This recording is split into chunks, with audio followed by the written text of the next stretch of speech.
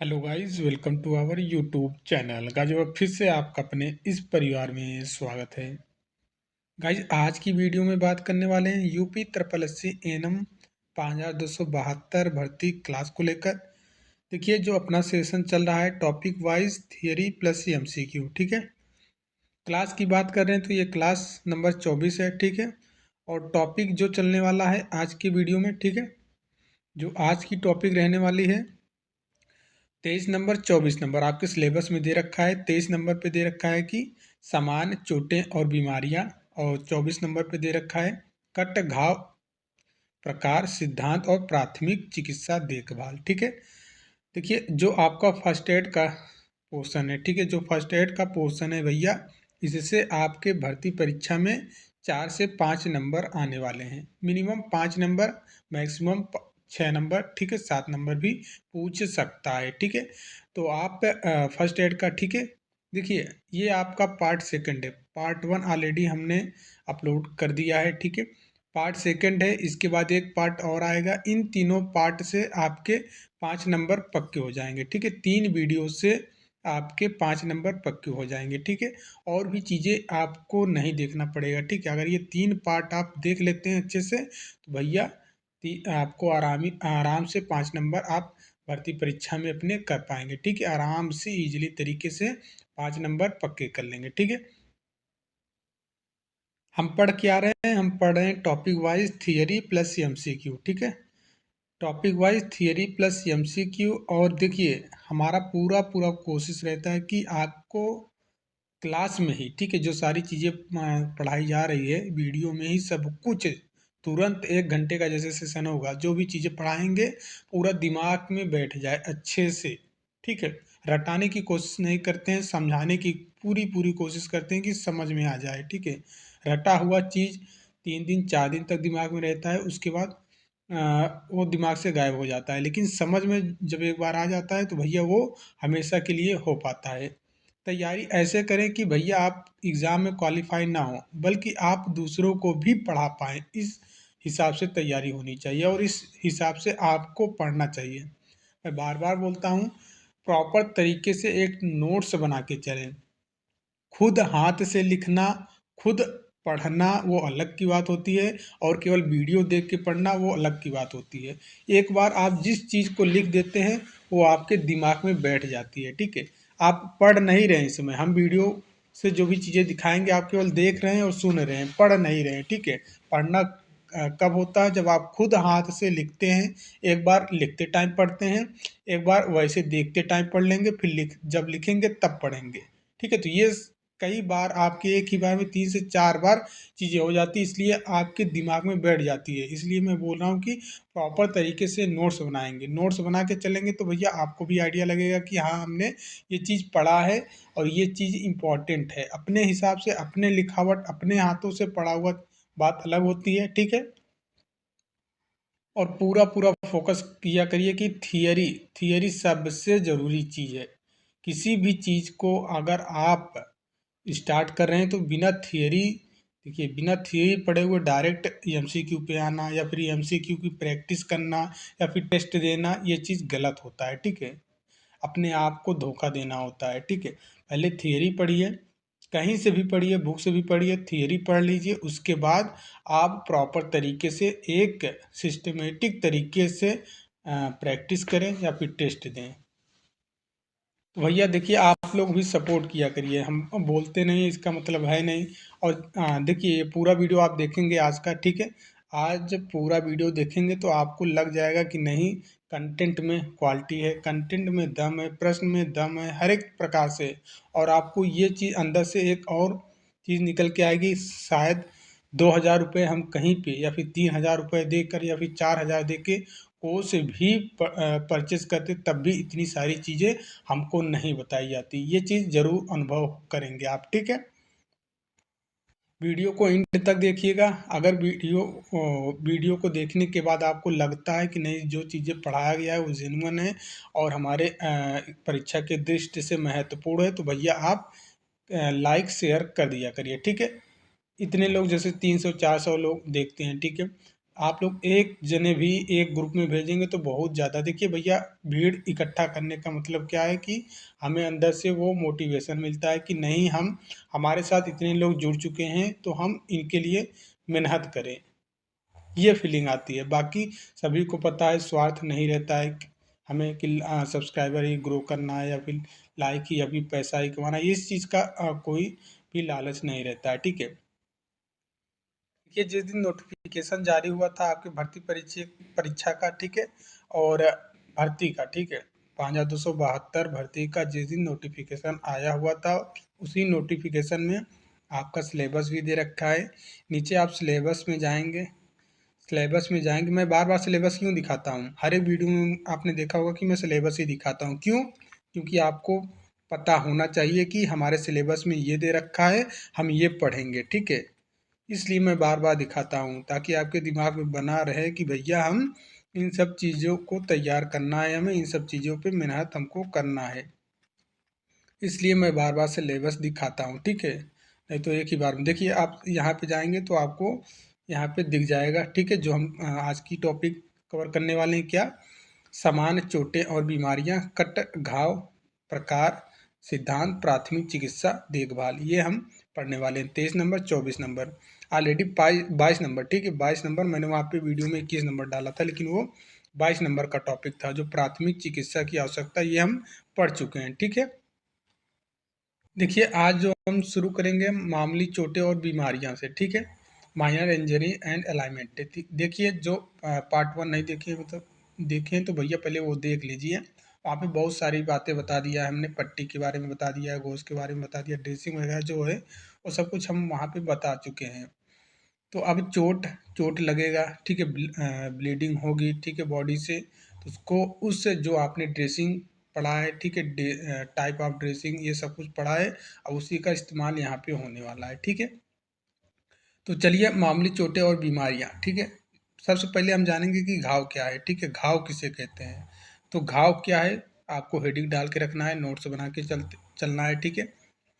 देखिए चमड़ी या फिर बाहरी वातावरण और आंतरिक अंगों के बीच एक अवरोधक का काम करती है भैया। जो आपके शरीर में चमड़ी है, ठीक है, ये क्या करता है, ये बाहरी और वातावरण और आंतरिक अंगों के बीच एक अवरोधक का काम करती है। इसकी 3 परतें होती हैं, सभी को पता है, बचपन से पढ़ते आ रहे हैं, ठीक है। यदि शरीर के तंतुओं का सिला टूट जाता है तो घाव बनता है और यह गहरा छिछला हो सकता है, ठीक है, गहरा छिछला हो सकता है। ये परिचय था। अब घाव की परिभाषा जैसे लिखना होगा तो क्या लिखेंगे, डिफिनीशन ऑफ वाउंड्स। देखिए जब शरीर के तंतु, क्या लिखेंगे, जब शरीर के तंतु किसी प्रकार से क्षतिग्रस्त हो जाते हैं तो उसे घाव कहते हैं। घाव 2 प्रकार के होते हैं, खुला घाव, बंद घाव, ठीक है। खुला घाव में क्या क्या रहता है भैया, खुले घाव के प्रकार कौन कौन से रहते हैं, तो आपको देखिए अभी फिगर भी दिखाऊंगा, परेशान मत होइए, ठीक है, फिगर दिखाएंगे तो अच्छे से क्लियर हो जाएगा। खुला घाव में जैसे कि चीरे वाले घाव, जैसे ब्लेड से कहीं आपके हाथ में कट गया, ठीक है, पैर में कट गया है, बॉडी के किसी भी जगह पे ब्लेड, चाकू, इन सब चीज़ों से या कील से हल्का सा चीर सा लग जाता है, चिर सा, ठीक है, चिर जाता है हल्का सा मामूली, तो उसको चीरे वाले घाव बोलते हैं। इंग्लिश में भी लिखा है, परेशान होने की जरूरत नहीं है, ब्रैकेट में इंग्लिश में भी लिखा है। इन घावों को किनारे सीधे होते हैं, ठीक है, मतलब ऐसे सीधे में ही कटे रहते हैं, ठीक है, इस चीज़ को ध्यान में रखना है। चिथड़े वाले घाव, अब चिथड़े वाले घाव क्या रहते हैं भैया, घाव के किनारे फटे और टेढ़े मेढ़े होते हैं, उसका आकार कैसे भी हो सकता है, ठीक है। जैसे आपकी ये बॉडी है, ठीक है, ये बॉडी है, एक सेकेंड थोड़ा फिगर के माध्यम से हम सोच समझाएंगे। जैसे ये आपका हाथ है, ठीक है, आपके हाथ में अब जैसे लग जाएगा, ठीक है, तो ये चिथड़ा जैसा पूरा बिल्कुल छितरा जाएगा, तो ऐसे ऐसे पूरी तरीके से हो जाता है, तो ये चिथड़े वाले घाव होते हैं, ठीक है। अभी हम फिगर में देखेंगे तो वहाँ पे चीज़ें समझ में आ जाएंगी। अब देखिए कटे हुए भाग, कटे कटे हुए भाग में क्या देखना है, इसमें चमड़ी आंशिक रूप से या पूरी तरह से कटी हुई होती है, ठीक है। रगड़ वाले रगड़ वाले घाव किसी सख्त या खुरदरी सतह से रगड़ जाने पे, जैसे कि कभी कभी आपने साइकिल जब फर्स्ट टाइम साइकिल चलाना स्टार्ट किया होगा या कोशिश किए होंगे ड्राइव करने की, ठीक है, साइकिल बाईसाइकिल, तो आप रोड वगैरह पे जब गिरते हैं तो उसे छिल सा जाता है ना, पूरा छिल सा जाता है, तो वही चीज़ है रगड़ वाला, जब रोड पे गिर जाते हैं तो गिठनों में छीलन सा लग जाता है, उस चीज़ की बात हो रही। तो ये किसी सख्त या खुरदरी सतह से रगड़ जाने के कारण होता है, ठीक है। अब देखिए छेद वाले घाव जो त्वचा में छेद कर देते हैं, ठीक है, जैसे कांच चुभ गया प्रॉपर तरीके से, आप चल रहे हैं रोड पे, ठीक है, बिना मान लीजिए सपोज दैट कि आप स्लीपर का इस्तेमाल नहीं किए या फिर किसी प्रकार का शूज का इस्तेमाल नहीं किए और चल रहे हैं, तो आपके पैर में भैया जो कांच कांच रहता है, कांच का टुकड़ा रहता है, पूरा एकदम धंस जाता है, आर पार भी कर सकता है। तो ये छेद वाले घाव वैसे रहते हैं। तेज हथियार से बने घाव, तेज हथियार से जो बहुत ज़्यादा धार युक्त वाली औजार रहते हैं उनसे हो सकता है, ठीक है। अब देखिए ये इंपॉर्टेंट है, अंग का कट जाना, ठीक है, पुतला मतलब बॉडी से अलग हो जाता है पूरा, ठीक है, जैसे हाथ की उंगली कट गई या फिर हाथ कट गया तो अंग का कट जाना वाला टाइप का हो गया। देखिए शरीर के किसी अंग का कटकर अलग हो जाना, यही अंग का कट जाना कहलाता है। देखिए अतड़ियों का बाहर आना, ठीक है, अतड़ियों का बाहर आना, ठीक है, पेट के अंगों का बाहर की ओर निकल जाना, तो ये सभी टाइप हैं। किसके टाइप हैं? ये टाइप इसके हैं भैया, खुले घाव के प्रकार। जैसे आपके भर्ती परीक्षा में पूछ लिया जाएगा, निम्नलिखित में से कौन से खुले ओपन वाउंड के प्रकार हैं, ठीक है। ऑप्शन दे के चलाएगा कि एक चीरे वाला घाव, चिथड़े वाले घाव, कटे हुए घाव, ठीक है, और चौथा ऑप्शन दे देगा क्या कि कुचले हुए घाव, कुचले हुए घाव। तो यही आपका ठीक है, ये आपका गलत हो जाएगा। बाकी तीन आपके खुले वाले घाव हैं, ठीक है। इन सब सारे पॉइंट आपको याद रहेगा तो आप आसानी से बना लेंगे। इसलिए ये सारे पॉइंट जो 7, 8, 9 पॉइंट दिए इनको आपको याद करके रखना है, ठीक है। और बंद, अब देखिए हम पढ़ेंगे बंद घाव के प्रकार क्या है भैया। बंद घाव के प्रकार, जैसे आंतरिक चोट हुआ, देखिए बंद घाव पता नहीं चलता है। ओपन वाले घाव तो आसानी से दिख जाता है भैया, ब्लीडिंग बाहर की तरफ से होती है, आसानी से दिख जाता है। लेकिन बंद वाला भैया वो शरीर के अंदर हो सकता है, नाक के अंदर हो सकता है, ब्रेन में हो सकता है, कहीं भी हो सकता है वो घाव, तो ये पता नहीं चलता है। तो ऊपरी त्वचा के बिना क्षति पहुँचाए, ये ऊपरी की त्वचा को बिना क्षति पहुँचाए आंतरिक तंतुओं में चोट लगा पहुँचाता है, ठीक है, जैसे कि कुचले हुए भाग, ठीक है। और चमड़ी पर बिना किसी खुले घाव के आंतरिक तंतुओं या हड्डी का कुचलना, ठीक है। अब देखिए यहाँ पे दिया है प्रकार, ये आप देख सकते हैं, ठीक है, ये आप देख सकते हैं भैया, ये खुले टाइप के हैं, ठीक है।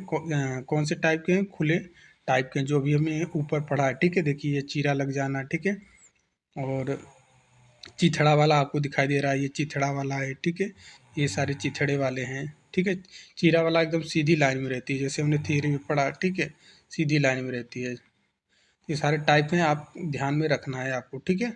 ये सारे टाइप हैं, और जो हमने पढ़ा अलग अलग होने वाला, ठीक है, ये आपका उंगली अलग हो गया पूरा, ठीक है, ये सारी चीज़ें हैं। और देखिए जो हमने पढ़ा कि बहु छेद वाले कौन से, इसमें से ये छेद वाले हैं, ठीक है, यहाँ पे लिखा भी है पंचर राउंड, ठीक है, छेद वाले हो गए। ये भी देखिए किसी पंचर से वजह से ये भी हो गया है, ठीक है, पंचर वाला टाइप ये भी है। तो ये सारे फिगर में आप समझ सकते हो और देख भी सकते हो। देखिए घावों की प्राथमिक चिकित्सा, जैसे घावों की आपको फर्स्ट एड करना है, first aid treatment of wound, ठीक है, घावों की प्राथमिक चिकित्सा करना है तो सबसे पहले भैया रक्तस्राव को रोकें। किसको? रक्तस्राव को रोकें। रक्तस्राव को दवा डालकर तुरंत रोका जाता है, और ध्यान ये दिया जाता है कि भैया जैसे घाव पे कोई चीज़, नुकीली चीज़ चुभी हुई है तो उसको, उस वस्तु को निकालना नहीं होता जिस वजह से घाव हुआ है, ठीक है, और चमड़ी में ज़्यादा धसी हुई है तो उसको निकालना नहीं होता है कि ये नहीं कि निकाल दें हम, ठीक है, वो आप नहीं निकालेंगे और डॉक्टर ही अपने हिसाब से निकालते हैं। तो आपको उसको निकालने की ज़रूरत नहीं होती, उसको स्थिर करके दबाव देना होता है भैया घाव को, ताकि ब्लीडिंग रुक पाए, ठीक है। सबसे पहला काम यही रहता है कि ब्लड रोकने का प्रयास करें, ब्लड ज़्यादा ना अब फ्लो हो पाए बाहर की तरफ, ये प्रयास रहता है। मरीज को आराम देना होता है, ठीक है, मरीज को आराम दें, मरीज को आराम दें मतलब आराम से बैठा दें भैया, ठीक है, बैठा दें या फिर लिटा दें उसकी स्थिति के अनुसार जैसे उसको कंफर्ट हो। और स्वच्छता बनाए रखें, ठीक है, स्वच्छता बनाए रखें, आसपास की भीड़ को भी वहाँ से हटा दें। जो जैसे होता है ना, कभी कभी देखते हैं आपकी प्रैक्टिकल भी आप देखेंगे कभी गाँवों में या फिर आस-पास कहीं बाज़ार-वज़ार जाते होंगे, एक्सीडेंट के दौरान बहुत सारी भीड़ लग जाती है, पूरे चारों तरफ ऐसे घेर के बैठ जाते हैं या खड़े हो जाते हैं, ठीक है? देखने लगते हैं जैसे कि कोई मेला लग गया हो या कोई आ गया हो वहाँ पे मदारी तमाशा दिखाने के लिए, ठीक है? मदद नहीं करते हैं, बस घेर के खड़े हो जाएँगे, देखेंगे और ये सब चीज़ें। तो वो भीड़ को हटाना होता है, ठीक है? भीड़ को हटाना है ताकि क्यों हटाना होता है भैया? ताकि जो पेशेंट है उसको बाहर की हवा, ठंडी हवा या फिर ज़्यादा उलझन जैसा ना फ़ील हो, घबराहट जैसा ना हो, ये सब चीज़ों के लिए भीड़ को वहाँ से हटाना पड़ता है।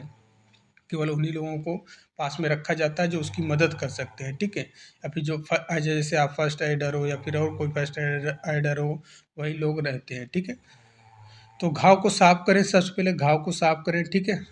दबाव आपने दिया, ब्लीडिंग रुक गई है, घाव को साफ करना है, पानी से भी साफ कर सकते हैं, वैसे भी साफ कर सकते हैं। अगर ज़्यादा ब्लीड हो रहा है तो भैया इसमें देरी नहीं, फिर घाव को साफ नहीं करना होता, डायरेक्टली दबाव पहले सबसे पहले खून को ही रोकना होता है, ब्लड को ही रोकना होता है, ठीक है?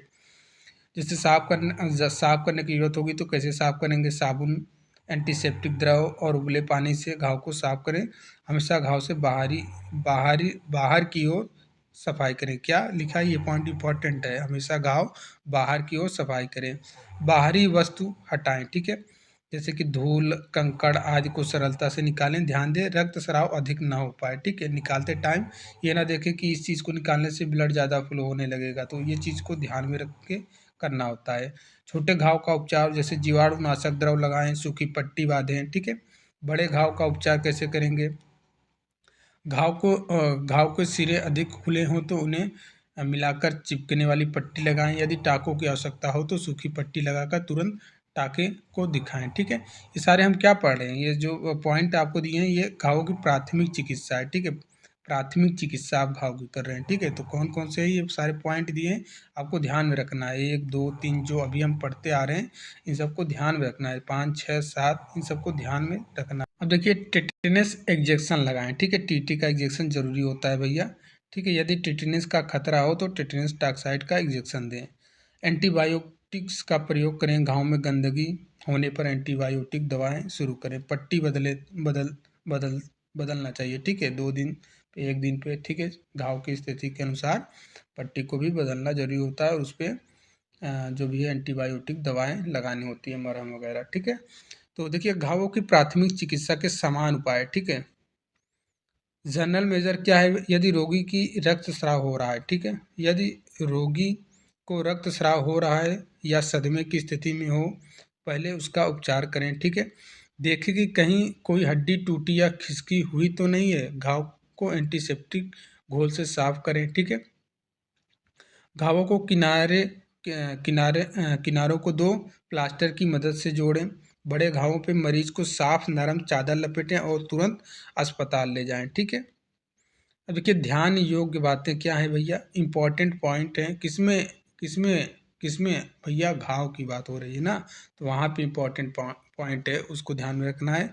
चोट लगने पर सबसे पहला कदम होता है रक्तस्राव को रोकना, ठीक है? दूसरा, सफाई के दौरान घाव से बाहर की ओर सफाई करें। बार बार ये पॉइंट इंपॉर्टेंट है, ऐसे ही डायरेक्टली पूछ पूछ लिया जाता है। और ये देखिए ये जो आपका फर्स्ट एड है, ठीक है? आपके एक सेकंड, ये क्या हो गया? ये फर्स्ट एड जो टॉपिक है, ठीक है? आपके जीवन के लिए, ठीक है? नॉर्मल भी ये जरूरी होता है, जानकारी के लिए भी जरूरी होता है। ये नहीं कि आपके भर्ती परीक्षा के ही पॉइंट ऑफ व्यू से महत्वपूर्ण है, नहीं, ये आपके बेसिक लाइफ में, ठीक है? आपके दिनचर्या क्रियाकलाप में भी घटनाएं होती हैं तो उसके लिए बहुत ही ज़्यादा महत्वपूर्ण है। और देखिए जैसे आप किसी हॉस्पिटल के लिए अगर आप जाएंगे, ठीक है? जॉब के लिए जाएंगे, उसके लिए आपने अप्लाई किया है तो वहाँ पे भी ऐसे प्रश्न है, जैसे कि एम्स हुआ, ठीक है? एम्स में आप अप्लाई करेंगे फॉर्म तो वहाँ पे इन सब टॉपिक से ज़्यादा प्रश्न पूछे जाते हैं। एम्स हुआ, पीजीआई हुआ, ठीक है? इन सब चीज़ों पे ज़्यादा पूछा जाता है, ठीक है?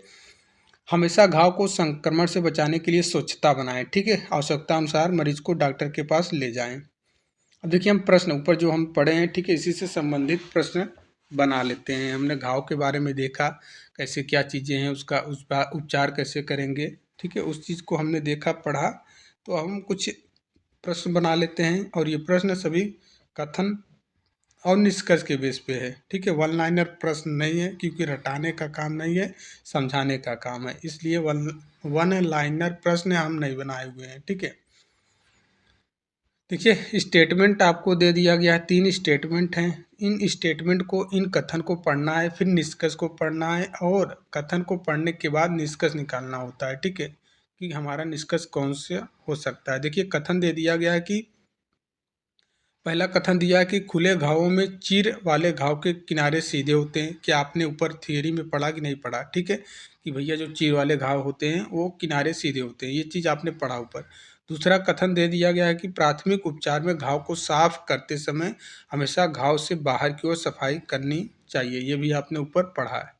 और तीसरा कथन दे दिया है कि बंद घावों में आंतरिक चोट में त्वचा नुकसान नहीं होता है, ये भी आपने ऊपर पढ़ा कि भैया जो बंद घाव रहते हैं, क्लोज वाउंड रहते हैं, ठीक है, इनमें आंतरिक चोट जो रहती हैं इसमें ये त्वचा को नुकसान नहीं करती हैं, ठीक है।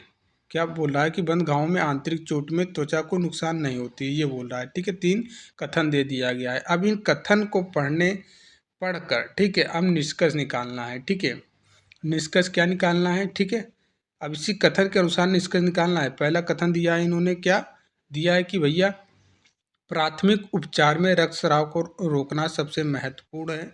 दूसरा कथन दिया है कि घावों को प्राथमिक उपचार के लिए एंटीसेप्टिक घोल साफ करना चाहिए। और तीसरा है कि चीरे वाले घाव को चिथड़े वाले घाव के समान विशेषताएं होती हैं। 3 निष्कर्ष दिया है, कौन सा निष्कर्ष सही है आपको ये बताना है। पहला सही है, दूसरा सही है, तीसरा सही है, या फिर 1 और 2 सही है, या फिर 2 या 3 सही है, या फिर तीनों सही है, या इनमें से कोई नहीं सही है, ठीक है। विकल्प आप देख सकते हो, ये सारे विकल्प हैं, ठीक है, ये सारे विकल्प नीचे दिए हैं।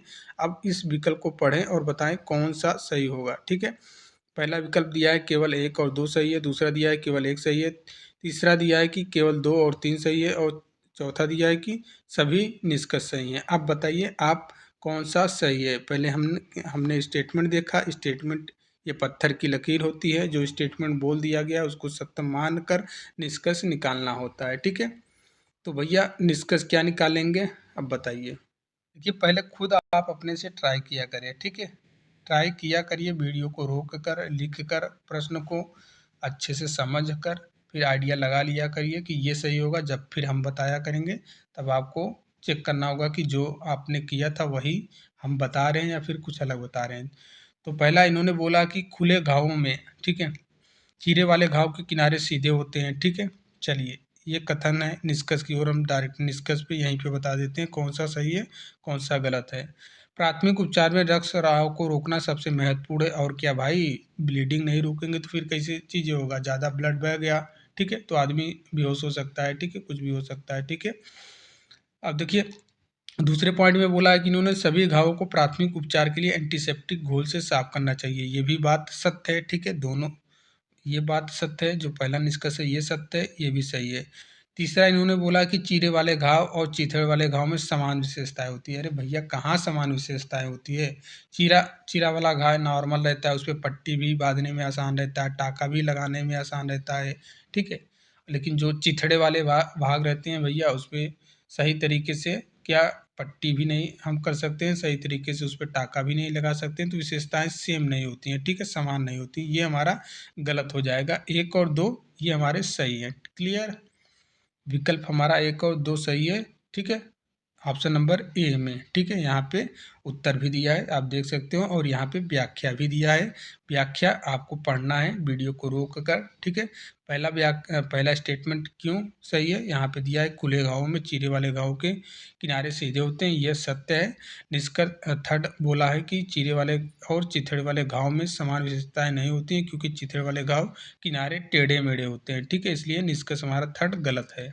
और दूसरा यहाँ पे कथन 2 के आधार पर घाव को हमेशा बाहर की ओर साफ करना चाहिए, ये तो सत्य है, ठीक है, जैसा हमने थियरी में भी पढ़ा है। सभी घावों को एंटीसेप्टिक घोल से साफ करना प्राथमिक उपचार का हिस्सा, ये भी सत्य है, ठीक है। और यहाँ पे देखिए कथन 3 के आधार पर घावों में, ठीक है, त्वचा, ठीक है, त्वचा को भारी क्षति नहीं होती है बंद घावों में, ठीक है, तो इसलिए हमारा 1 और 2 सही है, ठीक है। अब देखिए नेक्स्ट प्रश्न देखिए, कथन दे दिया है आपको, ठीक है, 3 कथन दिया है। पहला कथन दिया है यदि घाव में गंदगी हो तो एंटीबायोटिक का उपयोग किया जाता है। दूसरा कथन दिया है कि बंद घाव में आंतरिक चोट बिना बाहरी क्षति के होती है, ठीक है, आंतरिक चोट बिना बाहरी क्षति के, ठीक है, होती है। घाव के किनारे 5 mm से अधिक खुले हो तो टाके लगाए जाते हैं।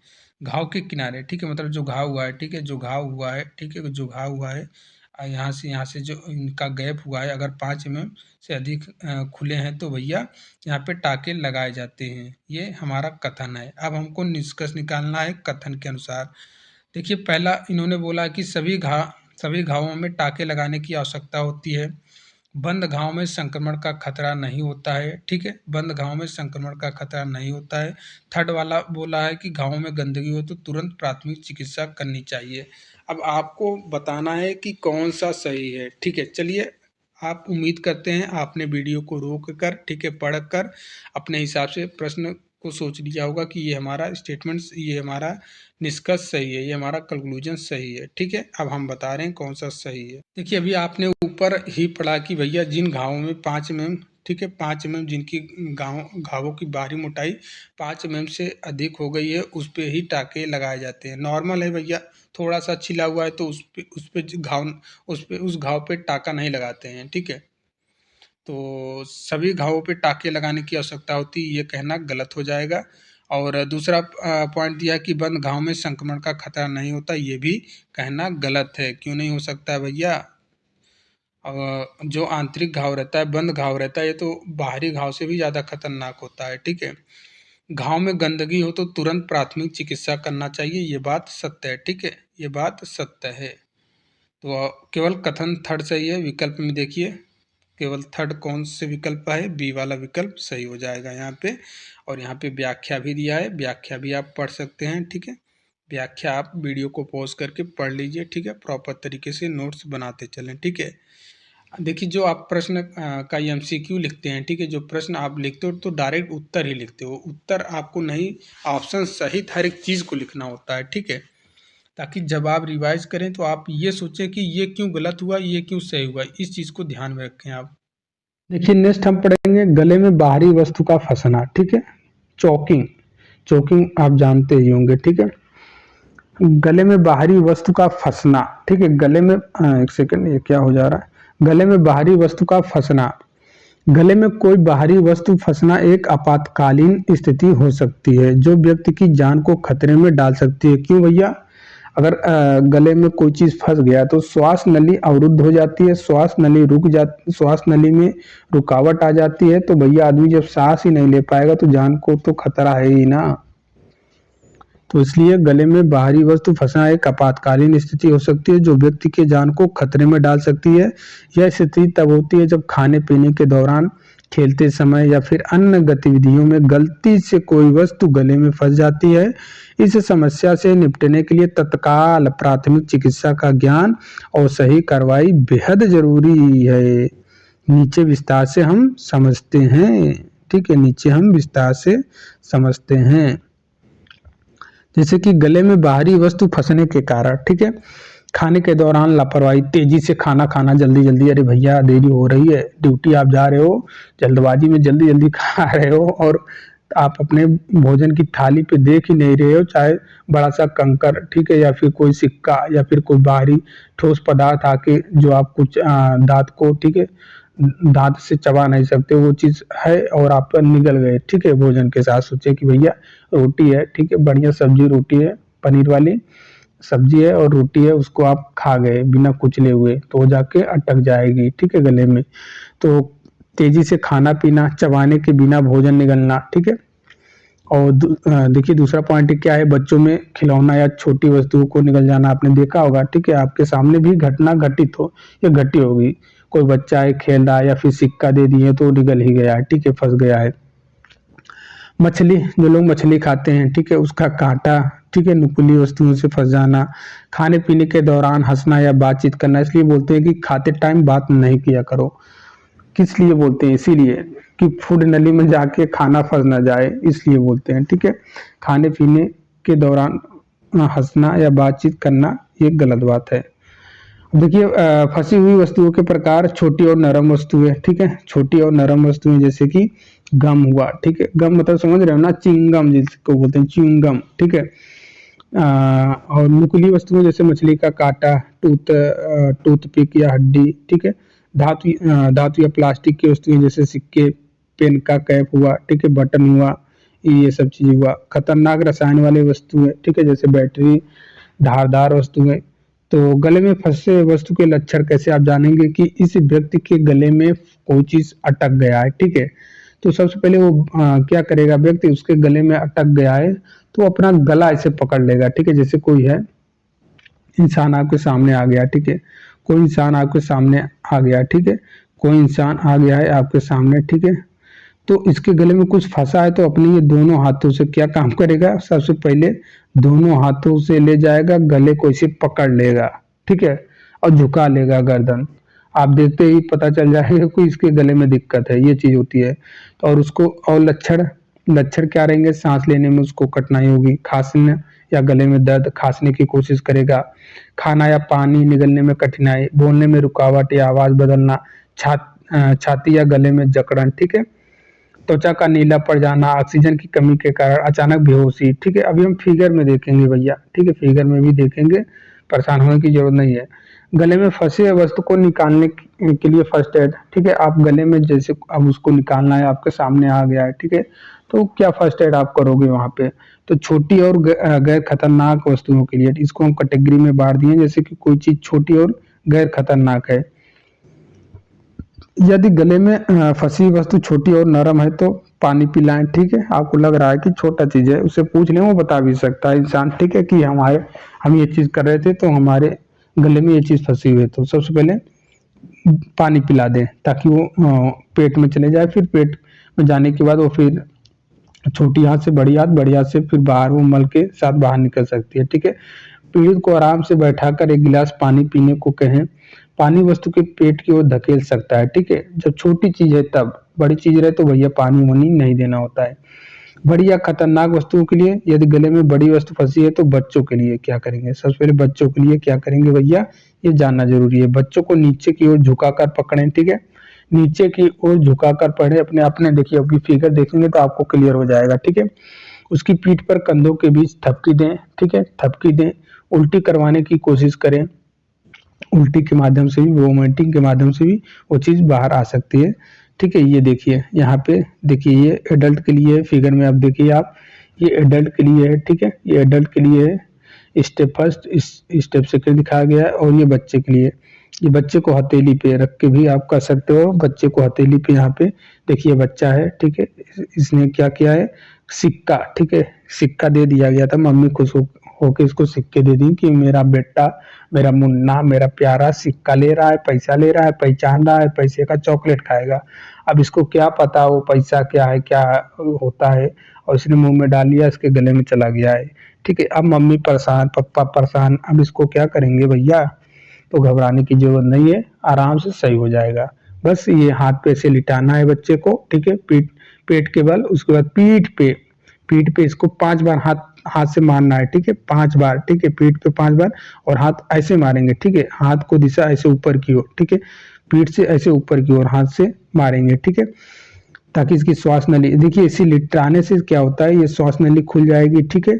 और जैसे ही आप यहाँ से थोड़ा सा मारेंगे हाथ से, तो जो अटकी हुई चीज है बाहर निकल सकती है, ठीक है। आपको देखना है, 5 बार ऐसे करना है, अगर नहीं निकलता है तो सेकंड स्टेप और अपनाएंगे आप, क्या, अब इसको ऐसे सीधा लिटा देंगे, ठीक है। अपने पेट के बल लिटाया था, अब इसको पीठ के बल लिटाएंगे, और दोनों उंगलियां, ठीक है, उसके फेफड़े के, ठीक है, जो स्टर्नम पॉइंट होता है वहां पे रखेंगे, और उंगलियां, 2 उंगलियों से थोड़ा थोड़ा दबाएंगे, 2 इंच लगभग आसपास दबाएंगे, दबाएंगे, ठीक है, 5 बार ये प्रक्रिया करेंगे, तब भी नहीं निकलता है, फिर से इसको ऐसे लिटाना है पेट के बल, फिर से वही 5 स्टेप अपनाना है, और ये प्रक्रिया तब तक होता है जब तक भैया बच्चा बेहोश ना हो जाए, ठीक है, बेहोश ना हो जाए। अगर बेहोश हो जा रहा है तो आप सीपीआर वगैरह दें या फिर हॉस्पिटल में उसको ले जाएं, ठीक है, ये सारा कुछ होता है। और उसी प्रकार आपको देखिए एडल्ट में आप कैसे करेंगे, एडल्ट में भैया बैक साइड पे, ठीक है, 5 बार हाथ से ऊपर की ओर मारना है, हाथ से, ठीक है, ऐसे ऊपर की ओर, ठीक है, हाथ फिर यहाँ मारना है, ऐसे ऊपर की ओर जाए, ठीक है, ऐसे ऊपर ऊपर की ओर ऐसे मारना है, ठीक है, 5 बार ये करना है। फिर उसके बाद देखना है निकला हुआ है कि नहीं, अगर नहीं निकलता है तब फिर आपको पेट पे, ठीक है, ऐसे पीछे खड़े हो जाना है। उसके बाद आपको दोनों हाथों से यहाँ मुट्ठी से एक हाथ की मुट्ठी बांधना है और दूसरे हाथ से मुट्ठी को पकड़ना है और यहाँ पे इसको ऊपर उठाना है, ठीक है, धक्के मारते हुए खींचना है अपने तरफ, ठीक है, ऊपर। तो ये भी 5 बार प्रक्रिया करेंगे, ठीक है, 5 बार प्रक्रिया करेंगे। तो इससे नहीं निकलता है, ठीक है, फिर आपको दोबारा बैक साइड पे मारना है, ठीक है, 5 बार, फिर नहीं निकलता है तो फिर आपको ये प्रोसेस लगातार करते रहना है जब तक वो वस्तु से जो गले में फंसी हुई चीज है वो बाहर ना निकल जाए, ठीक है, या फिर पेशेंट बेहोशी अवस्था में ना हो जाए। ये सारा प्रोसेस आपको करना होता है, ठीक है। उसके बाद जब बेहोश हो जाएगा तो भैया सीपीआर वगैरह देंगे, नहीं तब तक तो आपका जो आप कॉल, ये देखिए कॉल यहाँ पे लिखा है, ये इंपॉर्टेंट है, ठीक है, alternate 5 back blows and 5 abdominal thrust and call 911, ठीक है, तब तक वो आ ही जाएंगे, तब तक उसको अच्छे से उपचार दे ही दिया जाएगा, ठीक है। ये सारा प्रोसेस है और यहाँ पे लिखा भी है, ठीक है, आप पढ़ भी सकते हो ये सारा कुछ जो मैंने अभी वीडियो में समझाया। यहाँ पे लिखा है उसकी कमर के चारों ओर हाथ रखे, नाभि के ऊपर एक हाथ से मुट्ठी बनाए और दूसरे हाथ से इसे पकड़े, तेज और अंदर बाहर की ओर झटका दें, यह प्रक्रिया 5 बार दोहराएं। ये सब कुछ लिखा भी है। अब जैसे भैया नुकीली वस्तुएं जैसे मछली का कांटा या हड्डी, तो भैया इसे निकालने की कोशिश ना करें, ठीक है, इसे निकालने की कोशिश ना करें, नहीं तो वो अंदर और घाव कर देता है, ठीक है। पीड़ित को शांत करें और तुरंत अस्पताल ले जाएं ऐसे कंडीशन में, ठीक है। तो विशेष परिस्थितियों में प्राथमिक चिकित्सा। अब जैसे विशेष परिस्थितियों में जैसे क्या भैया, मोटे व्यक्ति या गर्भवती महिलाएं हैं। अब भैया गर्भवती महिलाओं को तो आप ये चीज नहीं कर सकते हो ना, जो अभी आप ये कर रहे हो, यहाँ पे एब्डोमिनल थ्रस्ट दे रहे हो, ये गर्भवती महिलाओं के लिए नहीं कर सकते हो, ठीक है, गर्भवती महिलाओं के लिए ये नहीं कर सकते हो क्योंकि ऑलरेडी उनके पेट में बेबी रहता है। तो यहाँ पे देखिए पेट पर दबाव देने के बजाय छाती पर दबाव डालें। क्या करेंगे, छाती पे दबाव डालेंगे, पेट पर दबाव देने के बजाय छाती पर दबाव डालेंगे जो व्यक्ति मोटा या फिर गर्भवती महिला है, ठीक है। मरीज को दीवार के सहारे खड़े करें, एक हाथ की हथेली छाती की हड्डी स्टेर्नम के बीच रखें, दूसरा हाथ पहले हाथ पे रखें और दबाव डालें। यह प्रक्रिया 5 बार दोहराएं, ठीक है, मोटे व्यक्ति और गर्भवती महिलाओं के लिए। बेहोश मरीज के लिए, अब जैसे कि आप ये प्रक्रिया किए, अब वो भी बेहोश हो गया, तब आपको क्या करना है भैया, आपने निकालने की कोशिश किया, नहीं हुआ, ठीक है, 5 बार आपने एब्डोमिनल थ्रस्ट दिया और 5 बार ब्लो थ्रस्ट दिया और ये प्रक्रिया आप करते करते मरीज पेशेंट बेहोश हो गया, तब आप क्या करेंगे, मरीज को पीठ के बल लिटा दें, ठीक है, पीठ के बल लिटा दें, सिर और गर्दन को सहारा दें, ठुड्डी को उठाएं और सांस की नली खोलें। यदि वस्तु दिख रही है तो उंगली की मदद से सावधानी पूर्वक निकालें, ठीक है। पेट और छाती पर बार बार दबाव डालें, ठीक है। अब बच्चों के लिए क्या, बच्चों को घुटनों पर लिटाएं, बच्चों को घुटनों पर लिटाएं, उसकी पीठ पर कंधों के बीच थपकी दें। यदि चीज बाहर ना निकले तो फौरन विशेषज्ञ से संपर्क करें। क्लियर। अब देखिए सावधानियां और निषेध, ठीक है, इन सब चीजों में जो चीज आप गले में अटकी है आप निकाल रहे हो, ठीक है, इन सब में सावधानियां और निषेध। बिना डॉक्टरी की सलाह के दवाओं का प्रयोग ना करें कि नहीं भैया कोई दवाई दे दे वोमिटिंग जिससे हो जाए, तो ऐसा कुछ नहीं, डॉक्टरी नहीं करनी होती है आपको, ठीक है। एज आप फर्स्ट एडर हो, एज आप एनम हो, एज आ कुछ भी हो, ठीक हो, स्वास्थ्य कर्मी हो, ठीक है, तो आपको ये चीज बिना डॉक्टरी के सलाह के दवाओं का प्रयोग ना करें, डॉक्टरी नहीं करना होता है। खुद से किसी नुकीली वस्तु को निकालने की कोशिश ना करें। प्रक्रिया करते समय सावधानी बरतें ताकि वस्तु अंदर न धकेली जाए, ठीक है। और बच्चों को छोटी खिलौनों पर वस्तुओं से दूर रखें, ये भी ध्यान देना है, ठीक है। खाने के दौरान ध्यान दें और जल्दी ना खाएं, ठीक है। देखिए चिकित्सीय सलाह कब लें, सांस लेने में, ठीक है, जैसे ये पेशेंट के लिए बात है, सांस लेने में गंभीर कठिनाई हो, खून आना शुरू हो जाए, फंसी वस्तु को बाहर ना निकले, बेहोशी की स्थिति बने, तो चिकित्सीय सलाह लेना होता है यहाँ पे। देखिए उपचार और देखभाल की बात, सावधानियां, भैया आपने उपचार किया या फिर देखभाल किया तो आप क्या सावधानियां बरतनी है, गले की जांच कराएं ताकि यह सुनिश्चित हो सके कि कोई आंतरिक चोट तो ना हुआ। मरीज को हल्का भोजन दे और ठोस पदार्थों से बचे भैया, ठीक है, लिक्विड वाली चीज ज्यादा देना होता है क्योंकि गले में फंसी हुई थी, उसकी वजह से आसपास के टिश्यूज डैमेज हो सकते हैं, ठीक है। इसीलिए ठीक है। अब ठोस वाली चीज खाएंगे तो ब्लीडिंग होने का चांस हो सकता है गले में, तो इसलिए बोला जा रहा है कि यहाँ पे ठोस वस्तुएं ना दें, लिक्विड वाली चीजें दें, ठीक है, कुछ दिन के लिए। बार बार खांसी या गले में खराश हो तो डॉक्टर से सलाह लें, ठीक है। ये सारी चीजें हो गया। निष्कर्ष क्या निकला, निष्कर्ष देखेंगे क्या निकला भैया। गले में बाहरी वस्तु फंसने की समस्या घातक हो सकती है, लेकिन सही प्राथमिक चिकित्सा और त्वरित प्रतिक्रिया से इसे संभाला जा सकता है। ऊपर बताई गई तकनीक जीवन बचाने में सहायक हो सकती है। ऐसे किसी भी स्थिति में घबराने के बजाय शांत रहकर उचित कदम उठाएं और यदि जरूरत हो तो तुरंत चिकित्सीय सहायता लें। क्लियर। अब देखिए आपने पढ़ लिया, ठीक है। अब प्रश्न बनाएंगे हम लोग, ठीक है। प्रश्न बनाएंगे, स्टेटमेंट दिया है, ठीक है, वही सेम जैसा ऊपर हमने किया वैसे ही प्रश्न यहाँ पे भी है। कथन दिया है, क्या दो कथन है, निष्कर्ष भी निकालना है इसका। गले में बाहरी वस्तु अटकने पर बच्चे को उल्टा लटका कर थपकी दी जाती है। सांस की नली बंद होने की स्थिति में हेमलिच मैनुअर का उपयोग किया जाता है। ये है भैया। अब निष्कर्ष निकालना है दोनों स्टेटमेंट के आधार पर। निष्कर्ष पहला क्या है, हेमलिच मैनुअर केवल वयस्कों पर लागू होता है। बच्चों के मामले में उल्टा लटकाने और थपकी देने से बाहरी वस्तु निकाली जा सकती है। तो आपको बताना है कौन सा इसका करेक्ट हो जाएगा। तो पहला स्टेटमेंट केवल वर्ड मैं आपको पहले से ही बता के रखा हूँ, जिन भी प्रश्न में केवल वर्ड आ जाएगा वो हमेशा नकारात्मक उत्तर देता है, तो ये गलत हो जाएगा भैया। हेमलिच मैनुअर केवल वयस्कों के लिए नहीं होता है, ठीक है, एडल्ट के लिए नहीं होता है, ठीक है। बुजुर्ग को भी कर सकते हो आप, जरूरी नहीं है एडल्ट को ही कर सकते हैं आप, ठीक है। तो बच्चों के मामले में उल्टा लटकाने और थपकी देने से बाहरी वस्तुएं निकाली जा सकती है। ये स्टेटमेंट, ये हमारा कंक्लूजन सही हो जाएगा। तो ऑप्शन नंबर बी यहाँ पे देखिए सही है, केवल दो सही है। क्लियर। देखिए यहाँ पे व्याख्या है, हेमलिच मैनुअर न केवल वयस्कों पर बल्कि बच्चों और गर्भवती महिलाओं के लिए भी अलग अलग तरीकों से लागू किया जा सकता है, इसलिए निष्कर्ष गलत है। दूसरी ओर छोटे बच्चों को उल्टा लटकाकर थपकी देना एक सामान्य तरीका है, मान्य टेक्निक है, इसलिए निष्कर्ष दो सही है। क्लियर। कथन नंबर देखिए प्रश्न नंबर नेक्स्ट कथन दिया है, गले में मछली का कांटा या अन्य नुकीली वस्तुएं फंसने पर फर्स्ट एड देना चाहिए, ठीक है। दूसरा स्टेटमेंट दिया गया है कि गले में फंसी वस्तु को निकालने के लिए सही तकनीक का प्रयोग जरूरी है। अब आपको स्टेटमेंट आपने पढ़ लिया, निष्कर्ष भी पढ़िए और विकल्प भी पढ़िए और उत्तर दीजिए, ठीक है। निष्कर्ष दिया है क्या भैया, दो निष्कर्ष दिए हैं, दोनों निष्कर्ष को ध्यान से पढ़िए। गलत तकनीक से गले में फंसी वस्तु को गहराई में जा सकती है। हर परिस्थिति में फंसी वस्तु को तुरंत निकालने का प्रयास करना चाहिए। हाँ भैया, दोनों निष्कर्ष सही है, ये भी।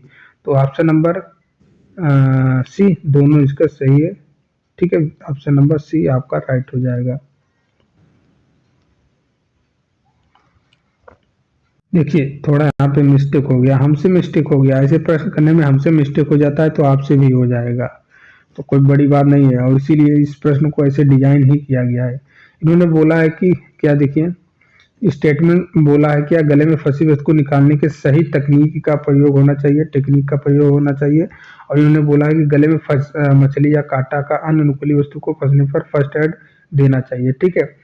निकालने का प्रयास नहीं करना चाहिए। मछली का कांटा या नुकीली चीजें अगर फंसी है तो भैया निकाला नहीं जाता है, ऊपर हमने पढ़ा है, ठीक है। उसको निकालने का कोशिश नहीं किया जाता है। तो निष्कर्ष नंबर दो यही बोल रहा है, क्या बोल रहा है, निष्कर्ष नंबर दो बोल रहा है कि हर परिस्थिति में फंसी वस्तु को तुरंत निकालने का प्रयास करना चाहिए, ये गलत हो जाएगा, ठीक है। ऑप्शन निष्कर्ष नंबर केवल ए सही है, ठीक है, दो जबकि गलत है। नुकीली चीज है तो उसको आप निकालने का प्रयास ना करें, कोई नुकीली चीज है, ठीक है। या फिर मछली का कांटा नुकीला होता है ना, नुकीला चीज है, गले में फंसा हुआ है तो उसको निकालने का प्रयास नहीं किया जाता है। ये बोला कि हर परिस्थिति में उसको तुरंत निकालने का प्रयास करना चाहिए, इसलिए निष्कर्ष नंबर दो गलत है, केवल ए सही है। तो ऑप्शन नंबर ए यहाँ पे करेक्ट हो जाएगा, ऑप्शन नंबर ए करेक्ट हो जाएगा, ठीक है। यहाँ पे लिखा है, यहाँ पे पढ़ सकते हो व्याख्या, ठीक है। व्याख्या दिया है, गलत तकनीक का प्रयोग गले में फंसी वस्तुओं को और अधिक गहराई में धकेल सकता है, जिससे समस्या बढ़ सकती है। हालांकि हर स्थिति में तुरंत निकालने के प्रयास खतरनाक हो सकता है, खासकर जब नुकीली वस्तुएं फंसी हो, तो खासकर जब नुकीली वस्तुएं फंसी हो, ऐसी स्थिति में विशेषज्ञ की सलाह लेना आवश्यक है। इसलिए निष्कर्ष एक सही है, दो गलत है, ठीक है। तो ये चीजें थोड़ा सा पढ़ने से में भी मिस्टेक हुआ तो प्रश्न गलत हो जाता है। ऐसे प्रश्न आता हुआ प्रश्न गलत हो जाता है, दुख होता है, तब बहुत दुख होता है। देखिए कथन दिया है कि सांस की नली बंद होने पर मरीज को तुरंत सहायता की आवश्यकता होती है। हेमलिच मैन्युअर की प्रक्रिया सांस की नली को खोलने में सहायक होती है। ये स्टेटमेंट दे दिया गया है। अब इसके आधार पे हमको निष्कर्ष निकालना है, कौन सा निष्कर्ष सही है। पहला निष्कर्ष बोला है कि सांस की नली बंद होने पर देरी से मरीज की स्थिति गंभीर हो सकती है। हेमलिच मैन्युअर केवल उन स्थितियों में उपयोगी है जहां बाहरी वस्तु फंसी हो। तो बताइए कौन सा करेक्ट हो जाएगा। तो यहाँ पे पढ़ने से पता चल रहा है स्टेटमेंट। देखिए कंक्लूजन, देखिए सांस की नली बंद होने पर देरी में इसकी स्थिति गंभीर हो सकती है। जी हाँ, बिल्कुल सही बात है। और दूसरा भी, दोनों निष्कर्ष सही है। ठीक है, ऑप्शन नंबर आपका सी, दोनों निष्कर्ष सही है। ठीक है, option number C, option number C, दोनों निष्कर्ष सही है। व्याख्या दिया है, आप पढ़ सकते हो। ठीक है, वीडियो अब लंबी हो रही है। अब हम पढ़ेंगे जलन के कारण। ठीक है, जलन के कारण। ठीक है, काज ऑफ बर्स्ट। ठीक है, देखिए कैसे जलन होता है भैया, शुष्क उष्मा। ठीक है, ड्राई हीट से भी होता है। जैसे कि आप अभी ठंड का महीना है, ठीक है, ठंड का महीना है, ठीक है, आग जलाकर, ठीक है, आग जलाकर आप 4-5 लोग बैठे हो, ठीक है, फैमिली के साथ बैठ के आग जलाकर क्या ले रहे हो, उष्मा ले रहे हो। ठीक है, ठंड लग रही है ना। तो अब संयोगवश, ठीक है, ये उष्मा की लपट इतनी ज्यादा हो गई कि आपको कपड़े को पकड़ लिया या फिर आपके कपड़े से आपके त्वचा पे आ गया, तो यही ड्राई हीट हो गया। ठीक है, ड्राई हीट इसी को बोलते हैं। तो तपती हुई वस्तु या आग की लपटों के संपर्क में आने से जलने की स्थिति उत्पन्न हो सकती है। अब झुलसना क्या है? झुलसना नम ताप जैसे उबलता हुआ पानी, भाप या गर्म चाय, काफी गिरने से त्वचा जल सकती है। और ये देखिए गुप्त उष्मा के कारण भाप में ज्यादा जलन होता है। ठीक है, जैसे कि आप ऐसे नॉर्मल जल रहे हो, ठीक है, नॉर्मल जल रहे हो और लेकिन ये भाप से जल रहे हो, ये भाप वाला जलन बहुत ज्यादा खतरनाक रहता है क्योंकि गुप्त उष्मा इसमें छिपी रहती है। ठीक है, गुप्त उष्मा नाम है ये उसका। हालांकि वो आपके आप सिलेबस में नहीं पढ़ना है। ठीक है, आगे हम जो कुछ दिया है यहाँ पे वही डिस्कस करेंगे। ठीक है, फालतू की चीजें नहीं। ठीक है, घर्षण, गतिशील चक्र, रस्सी या तार के घर्षण पूर्ण संपर्क से त्वचा जल सकती है। कभी आपने देखा होगा, अभी तो क्या, अब तो हैंड पाइप आ गया, समर आ गया। ठीक है, अब तो हैंड पाइप भी नहीं चलाना पड़ता है, लेकिन जब कुआं था, ठीक है, कुआं था, बहुत पहले की बात बता रहे हैं, कुआं था, तो रस्सी के माध्यम से इसे यहाँ पे, ठीक है, एक रोलर लगा दिया जाता था। ठीक है, तो रस्सी के माध्यम से इस कुएं में बाल्टी से पानी भरा जाता था। ठीक है, पकड़ के एक आदमी यहाँ पे खड़ा होकर ये रस्सी पकड़ के खींचता था। कभी कभी क्या होता था, ये बाल्टी का, ठीक है, जो स्टैंड बना रहता था, आधी बाल्टी ऊपर आई है तो ये टूट जाती थी, बाल्टी बाल्टी का स्टैंड टूट जाता था, तो ये रस्सी हाथ से छूटती थी। हम लोग हड़बड़ा जाते थे तो हाथ से रस्सी छूट जाती थी या फिर हाथ को अचानक छोड़ देते थे, तो जो हाथ हाथ की जो डोरी रहती है, ठीक है, जो हाथ से पकड़े हुए रहते हैं डोरी, उस डोरी की वजह से हाथ में छीलन सा हो जाता है, रगड़ सा आ जाता है, तो वहां पे एक उष्मा हिट होती है, तो उससे भी जलन बहुत खतरनाक होता था। वो चीज है घर्षण के कारण। और देखिए रासायनिक केमिकल में, देखिए अम्लों और क्षारों जैसे रासायनिक पदार्थों के संपर्क से भी जलन हो सकती है। एसिड का नाम है तो सुना है आपने, एसिड। ठीक है, विद्युतीकरण। ठीक है, अब देखिए भैया, विद्युत प्रवाह के शरीर से गुजरने या विद्युत तड़ित चोटों के कारण भी जलन हो सकती है। ये सभी टाइप है किसके भैया? जलन के। ठीक है, मतलब जलन के कारण किसके किसके कारण जलन हो सकता है? ड्राई हीट के कारण, झुलसना के कारण, घर्षण के कारण, केमिकल के कारण, इलेक्ट्रिकल के कारण, रेडिएशन के कारण। ठीक है, ये सारे कारण है जलने का। जलने की विशेषताएं के बारे में हम देखेंगे। ठीक है, जलन से संबंधित चोटों की गंभीरता का निर्धारण निम्नलिखित 5 कारकों पर निर्भर करता है। पहला कारक क्या है? ये पांचों आपको ध्यान में रखना है। पहला क्या है? जले हुए शरीर की सतह, कुल जला हुआ भाग, उसके बाद क्षतिग्रस्त ऊतक की गहराई, संकटग्रस्त व्यक्ति का उम्र, जलने वाले कारक का तापमान, जलने की अवधि। ये 5 कारक हैं, आपको ध्यान में रखना है। ठीक है, जलने की संबंधित चोटों की गंभीरता का निर्धारण, जैसे कि आप जलने से संबंधित चोटों की गंभीरता का निर्धारण निम्नलिखित 5 कारकों पर निर्भर करता है। 1, 2, 3, 4, 5, पांचों आपको ध्यान में रखना है। ठीक है, देखिए जले हुए शरीर की सतही क्षेत्रफल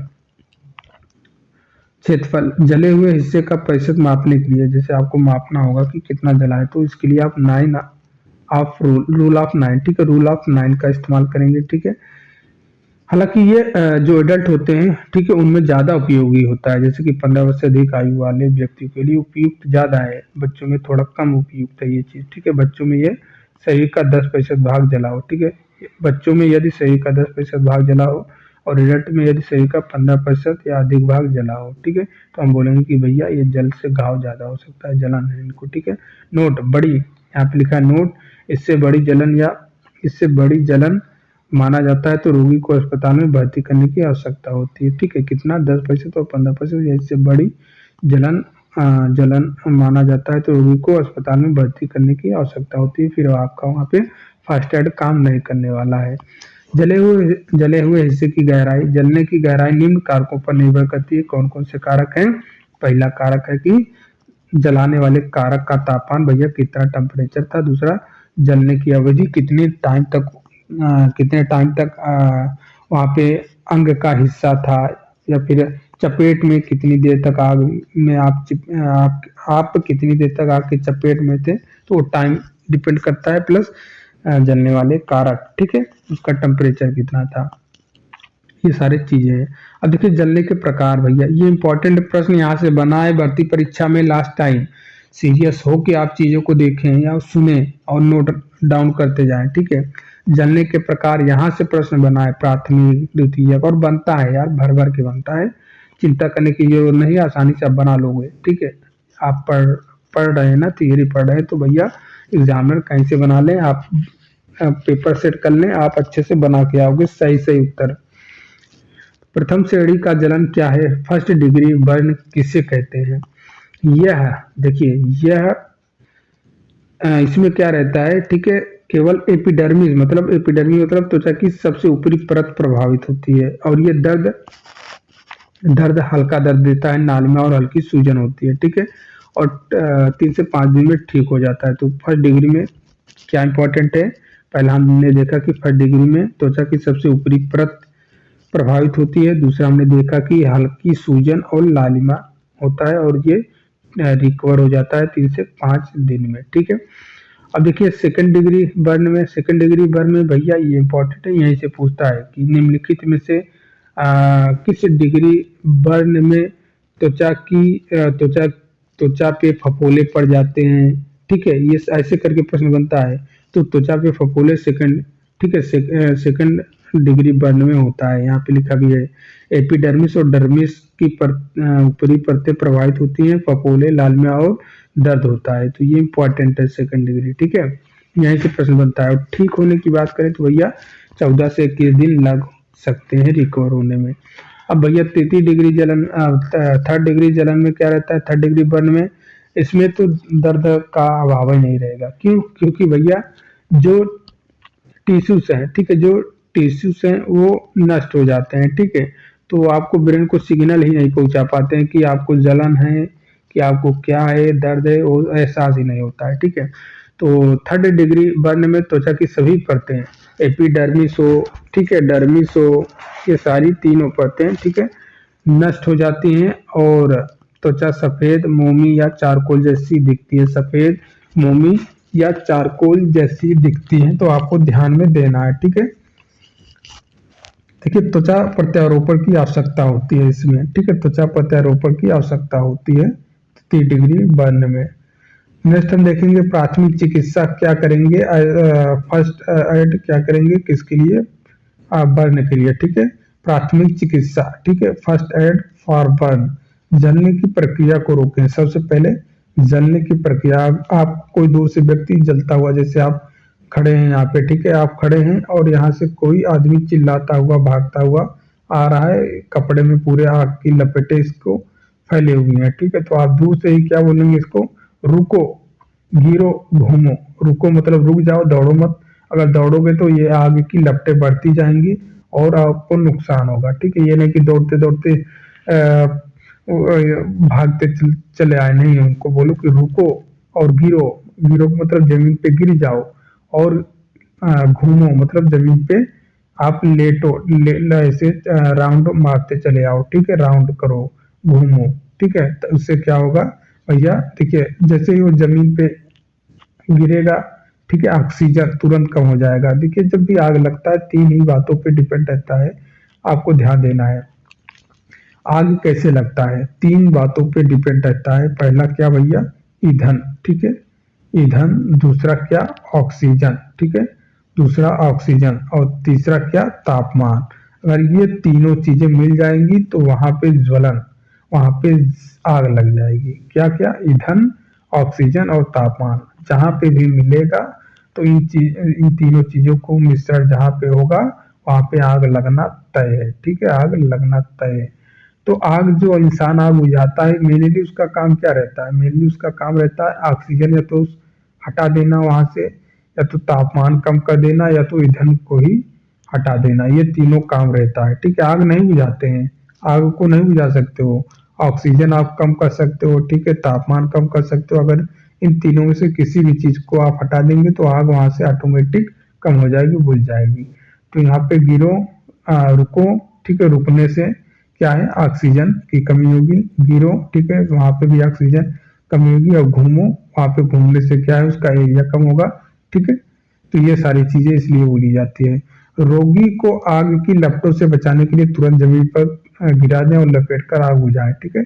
जले हुए कपड़ों को न खींचें। अब जैसे कोई कपड़ा जल गया, चिपक गया चमड़ी से, तो उसको खींचकर हटाने की कोशिश नहीं किया जाता है।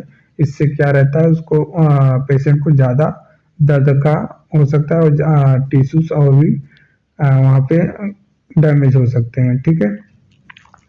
तो नेक्स्ट देखिए, जले जले हुए हिस्से को ठंडा करें, ठीक है। प्रभावित क्षेत्र को ठंडे पानी से रखें, अब बहते पानी के नीचे धोएं। अब ध्यान देना है, यहाँ पे बर्फ की सिकाई नहीं करते हैं। बर्फ की सिकाई, जैसे बर्न आपके हाथ में आप जल गए हो, ठीक है, हाथ में रोटी बनाते टाइम भी जल गए, तो ठंडे पानी से आप धो सकते हो, ठीक है। लेकिन बर्फ नहीं लगाना होता है। क्या नहीं करना होता है, बर्फ। जब बर्फ लगाएंगे तो भैया दिक्कतें हो जाएंगी और फफोले भी पड़ सकते हैं। तो बर्फ का उपयोग ना करें, ये लिखा है वही बात है, क्योंकि यह ऊतक को नुकसान पहुंचा सकता है, ठीक है। ऐसे ही एग्जाम में बनता है, अगर कोई किसी व्यक्ति की त्वचा जल गई है तो निम्नलिखित में से क्या उपाय करने चाहिए। 4 ऑप्शन दे देगा। पहला ऑप्शन ही दे देगा कि बर्फ से सिकाई करें। दूसरा ऑप्शन दे देगा ठंडे पानी से धुलें। तीसरा ऑप्शन दे देगा कि कोई जैसे क्षार युक्त पदार्थ लगाएं, ठीक है, जैसे आप लोग टूथपेस्ट वगैरह लगाते हो, ऐसे करके 4 ऑप्शन बना देगा। तो वहां पे हमको बर्फ वाला कट करना पड़ेगा कि ये वाला गलत हो जाता है, ठीक है। तो ये चीज आपको ध्यान रखना है। संक्रमण से बचाव करें भैया, जलने पे संक्रमण, जैसे फफोलों को ना छुएं, ठीक है। अंगूठी, कंगन, बेल्ट या अन्य तंग चीजों को तुरंत हटा दें, ठीक है। जले हुए हिस्से को ढकें भैया, साफ सूखे कपड़े या विसंक्रमित पट्टी का उपयोग करके उसको ढक दें, ठीक है, जले हुए भाग को। गर्मी बनाए रखें, ठीक है। अब रोगी को ठंड से बचाने के लिए कंबल या कपड़े से ढक दें, ठीक है। तेल, मरहम या घरेलू उपचार ना लगाएं। तेल, मरहम या घरेलू उपचार ना लगाएं। जले हुए हिस्से पर केवल चिकित्सीय सलाह के बाद दवा लगाएं, ठीक है। गंभीर मामलों में भैया डॉक्टर के पास जाएं और पीने के लिए गुनगुना पानी दें, लेकिन अत्यधिक जलन के मामलों में तरल पदार्थ ना दें, ठीक है। अत्यधिक जलन के मामलों में तरल पदार्थ ना दें। विशेष प्रकार की जलन और उपचार भैया, जैसे कि विशेष प्रकार की, जैसे कि भैया मुंह और गले में जलन, ठीक है। तो यहाँ पे कारण क्या हो सकता है भैया, मुंह क्यों जला, ठीक है, मुंह में क्यों जला। तो कारण इसके पीछे क्या है कि आपने गर्म चाय पी लिया, ठीक है, कॉफी पी लिया, गर्म भोजन कर लिया, या फिर गले की सूजन में श्वास नली और इसकी समस्या क्या, आपने गर्म चाय कॉफी पिया तो इससे समस्या क्या हो जाएगी कि गले के सूजन में श्वास नली अवरुद्ध हो सकती है, ठीक है, रुक सकती है। इसके प्राथमिक उपचार, रोगी को ठंडा पानी या बर्फ चूसने को दें। यहाँ पे बर्फ दे सकते हो भैया, क्योंकि आंतरिक गले में जलन है। बर्फ यहाँ पे चूसने के लिए देंगे, ठीक है। बर्फ चूसेगा तो वहाँ पे उसकी जो है तापमान कम होगा, उसका हीट जो टेम्परेचर है कम होगा, ठीक है, उसको राहत मिल जाएगा। गले को चारों ओर ठंडे पानी से पट्टियां रखें। डॉक्टर से तुरंत संपर्क करें, ठीक है। अब जैसे केमिकल से जला हुआ है तब आप क्या करेंगे। केमिकल से जला हुआ है जैसे कि अम्ल हुआ, कोई रसायन पदार्थ हुआ, ठीक है, तो प्राथमिक उपचार इसमें क्या करेंगे, तो प्रभावित हिस्से, ठीक है, प्रभावित हिस्से को सादे पानी से धुलें। सफेद फास्फोरस के लिए कॉपर सल्फेट लगाएं, ठीक है, सफेद फास्फोरस के लिए कॉपर सल्फेट लगाएं। रसायन के संपर्क में आई आंखों को 10 से 15 मिनट तक पानी से धोएं। जैसे रसायन आँख में ही चला गया है, ठीक है, तो पानी से, ठीक है, पानी से, ठीक है, 10 से 15 मिनट तक पानी से धुलना धुलना पड़ता है वो आँख को, ठीक है। अब गर्म हवाओं का अंतर शोषण भैया, अब गर्म हवाओं का अंतर शोषण से इसके कारण क्या है? कारण आग या धुएं को सांस के साथ अंदर जाना, ठीक है। और समस्या क्या हो सकती है? शोषण, ठीक है, देखिए ध्यान देना, श्वसन नली जल सकती है जिससे दम घुटने का खतरा होता है। प्राथमिक उपचार क्या करेंगे इसमें? प्राथमिक उपचार करेंगे कि रोगी को ताजा हवा में ले जाएं, ठीक है। अब एएनएम की स्वास्थ्य कार्यकर्ता की भूमिका, ठीक है, एएनएम या स्वास्थ्य कार्यकर्ता की भूमिका क्या रहेगी? किसमें? जलन के मामले में, ठीक है, जलन बर्न के मामले में। रोगी को जलने से बचाव और प्राथमिक चिकित्सा के बारे में शिक्षित करें। महिलाओं को घरेलू जलन से बचाव के उपाय बताएं, ठीक है। और प्राथमिक सहायता में, प्राथमिक देखिए कई पॉइंट है। एएनएम स्वास्थ्य कार्यकर्ता की भूमिका वर्ग में क्या क्या रहती है? पहला की स्वास्थ्य शिक्षा, ठीक है, प्राथमिक चिकित्सा के बारे में शिक्षित करें लोगों को। और महिलाओं को घरेलू जलन के बचने के उपाय बताएं, ये स्वास्थ्य शिक्षा में आ गया। और दूसरा पॉइंट है प्राथमिक सहायता भैया, प्राथमिक सहायता में तो भूमिका निभाना ही निभाना है ना। जले हुए व्यक्ति को तुरंत प्राथमिक चिकित्सा प्रदान करें, संक्रमण से बचाव के लिए साफ सफाई बनाए रखें। तीसरा पॉइंट क्या है? स्वास्थ्य कार्यकर्ता की भूमिका में तीसरा पॉइंट में है कि गंभीर मामलों में रेफरल, ठीक है, गंभीर रूप से जले हुए रोगियों को तुरंत अस्पताल भेजें। श्वसन संबंधी कठिनाई होने पर तत्काल डॉक्टर से संपर्क करें। और चौथे पॉइंट में क्या है कि समुदाय में जागरूकता, ठीक है, जलन की सही उपचार और बचाव के उपाय को जागरूकता, जलन को सही उपचार और बचाव की पर जागरूकता फैलाएं, ठीक है, ये आपके समुदाय में जागरूकता फैलाने की बात है। और देखिए ध्यान देने योग्य बात है, ठीक है, की पॉइंट टू रिमेम्बर किसके किसके संबंधित भैया? जलन के संबंधित। पहला क्या है भैया? पॉइंट इन्होंने बोला है कि जले हुए हिस्से को साफ और संक्रमण युक्त रखें। किसी घरेलू उपाय, चिकनाई, जड़ी बूटी या गोबर का उपयोग न करें। गंभीर जलन के मामलों में चिकित्सीय मदद लें। प्राथमिक चिकित्सक से रोगी के ठीक होने की संभावना बढ़ाई जा सकती है। अब हम पढ़ेंगे 9 रूल, ठीक है, आपके भर्ती परीक्षा में यहाँ से प्रश्न बना था 9% रूल, ठीक है। रूल ऑफ 9 का उपयोग बर्न इंजरी, ठीक है, जलने की चोट जिसको बोलते हैं, के दौरान शरीर के जले हुए हिस्से के सतही क्षेत्र का अनुमान लगाने के लिए किया जाता है कि भैया कितना, कौन सा पार्ट कितना प्रतिशत जला हुआ है, ठीक है, इसलिए 9 रूल लगाते हैं।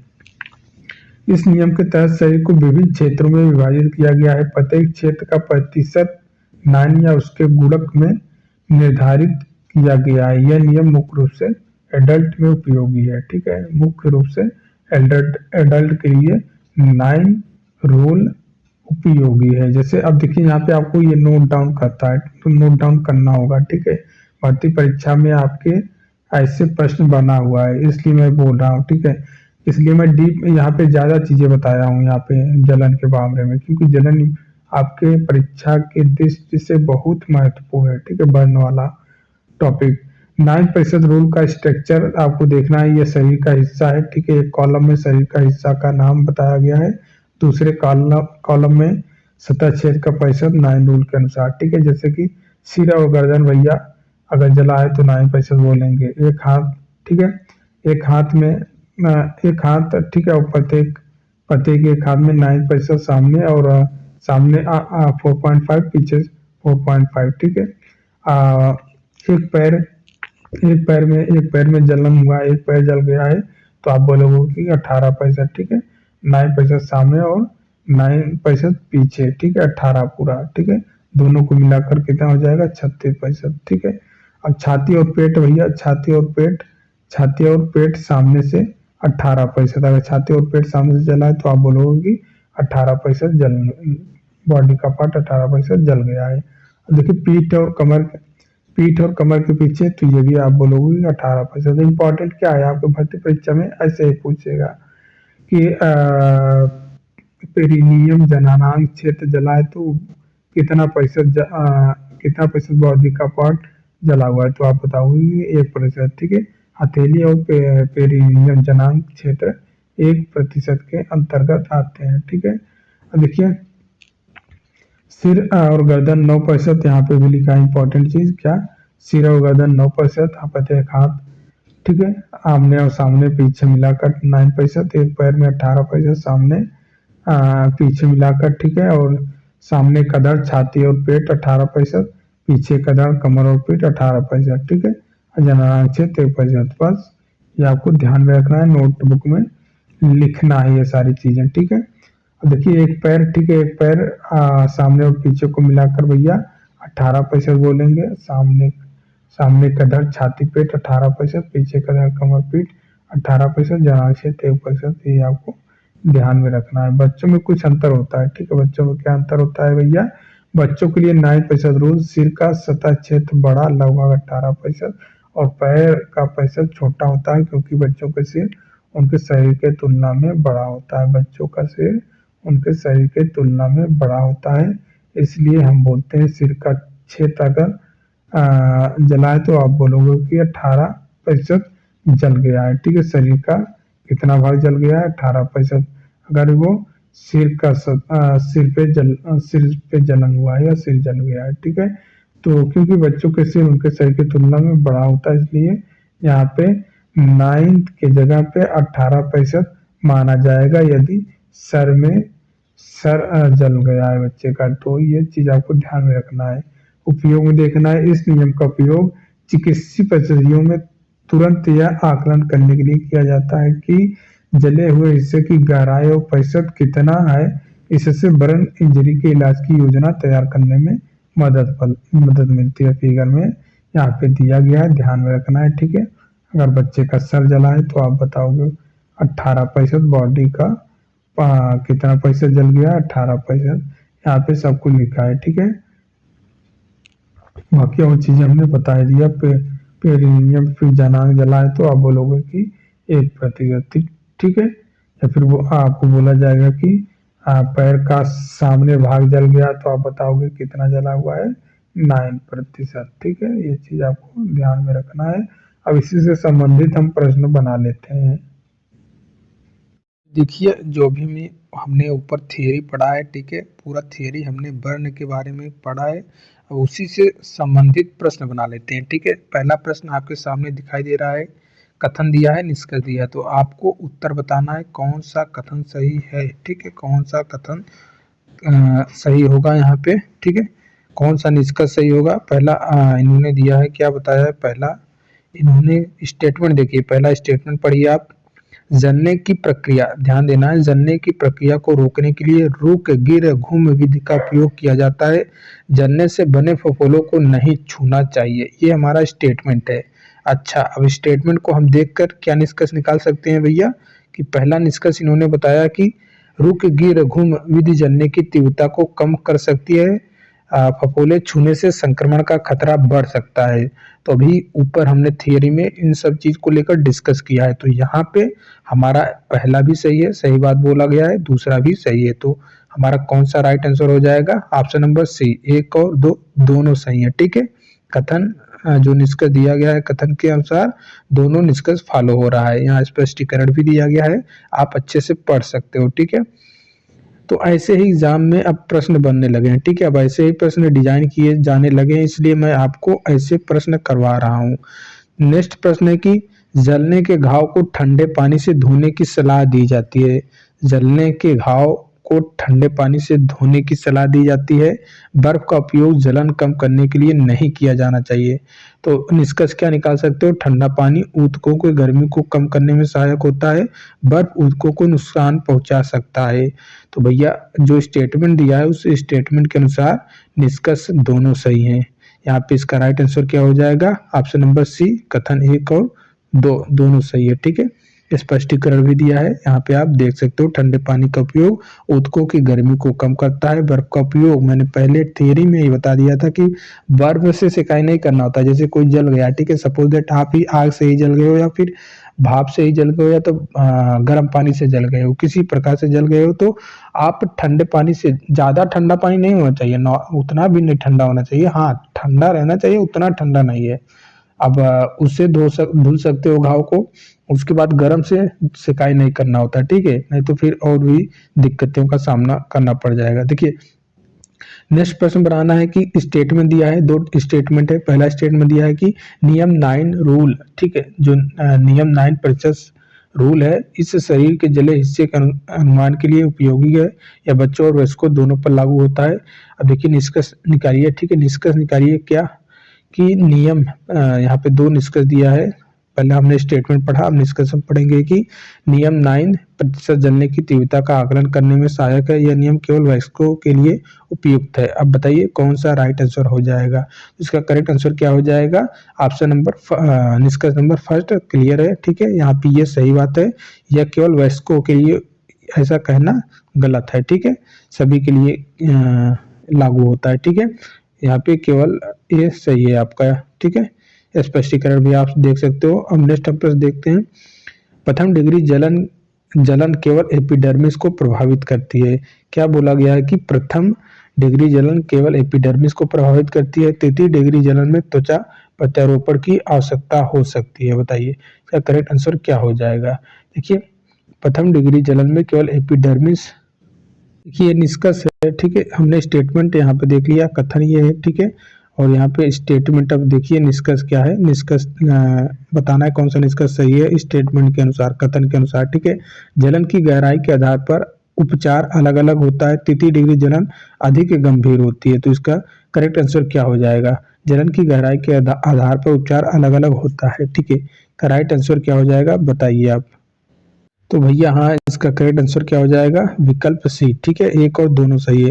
क्योंकि देखिए जलन की गहराई के आधार पर उपचार अलग अलग होता है। जैसा हमने ऊपर पढ़ा कि प्रथम डिग्री में केवल बाहरी त्वचा ही जलती है आपकी, ठीक है, बाकी लेयर से बची रहती है, तो वहाँ पे कुछ अलग प्रकार का उपचार होगा। आप सेकेंड डिग्री के बर्न में अलग उपचार होगा। अगर थर्ड डिग्री का बर्न है तो वहाँ पे भैया फिर वहाँ पे फर्स्ट एड प्राथमिक चिकित्सक काम करने वाला नहीं है, ठीक है, वहाँ पे फिर त्वचा का प्रत्यारोपण करने की जरूरत पड़ जाती है और भी चीजें हैं। तृतीय डिग्री जलन अधिक गंभीर होती है, ये बात भी सही है। नेक्स्ट प्रश्न का स्टेटमेंट देखिए, स्टेटमेंट दिया है, दो स्टेटमेंट है। पहला स्टेटमेंट है कि जलन के घावों को साफ और संक्रमण से मुक्त रखना चाहिए। जले हिस्से पर तेल या लोशन नहीं लगाना चाहिए। तो इसका निष्कर्ष निकालना है कि स्टेटमेंट के अनुसार निष्कर्ष निकालना है। निष्कर्ष फर्स्ट बोला जा रहा है कि संक्रमण से बचाव के लिए स्वच्छता महत्वपूर्ण है। तेल या लोशन लगाने से जलन बढ़ सकती है। तो भैया दोनों बात सही है, ठीक है, दोनों बात यहाँ पे सही है, ठीक है, निष्कर्ष दोनों सही है। यहाँ पे करेक्ट ऑप्शंस की बात करें तो ऑप्शन नंबर सी, ठीक है, एक और दोनों सही है। स्पष्टीकरण दिया है, आप पढ़ सकते हो।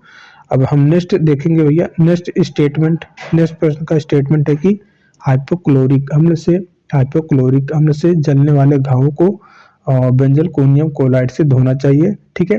सफेद फास्फोरस के जलने वाले भाग को पानी से डुबाना चाहिए। सफेद फास्फोरस के जलने वाले भाग को पानी से डुबाना चाहिए। अगर सफेद फास्फोरस से कोई जला है तो उस भाग को डुबाना चाहिए पानी से, और हाइपोक्लोरिक अम्ल से कोई जला है तो बेंजोकोनियम क्लोराइड से धोना चाहिए।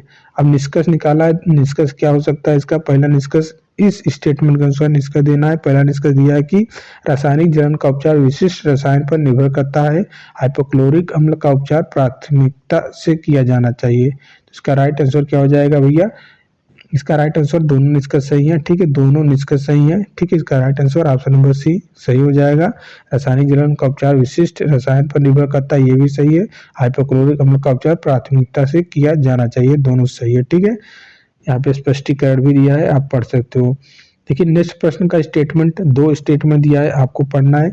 गले में जलन श्वास मार्ग को अवरुद्ध कर सकती है। ठंडे पानी की पट्टियां लगाने से गले में आराम मिलता है, ठीक है। अगर गले में जलन, ठीक है, गले में जलन श्वसन मार्ग को अवरुद्ध कर सकती है। ठंडे पानी की पट्टियां लगाने से गले में आराम मिलता है। तो इसका राइट आंसर क्या होगा? देखिए राइट आंसर क्या होगा? कथन, ठीक है, ये कथन है, तो निष्कर्ष, इसका राइट निष्कर्ष क्या निकलेगा? इस स्टेटमेंट के अनुसार, इस कथन के अनुसार हमको निष्कर्ष निकालना है। तो कौन सा निष्कर्ष सही होगा? पहला निष्कर्ष बोला जा रहा है कि गले की जलन श्वसन में बाधा उत्पन्न करती है, ये बात सही है, ठीक है। गले की जलन से प्राथमिक उपचार महत्वपूर्ण है, दोनों निष्कर्ष यहाँ पे सही हो जाएंगे। तो हम ऑप्शन देखेंगे, किस ऑप्शन में दोनों है? ऑप्शन नंबर सी में दोनों है, ठीक है, ऑप्शन नंबर सी में दोनों है, तो दोनों निष्कर्ष हमारे सही है। स्पष्टीकरण भी दिया है। नेक्स्ट प्रश्न का कथन दिया है, दो कथन दिया गया है।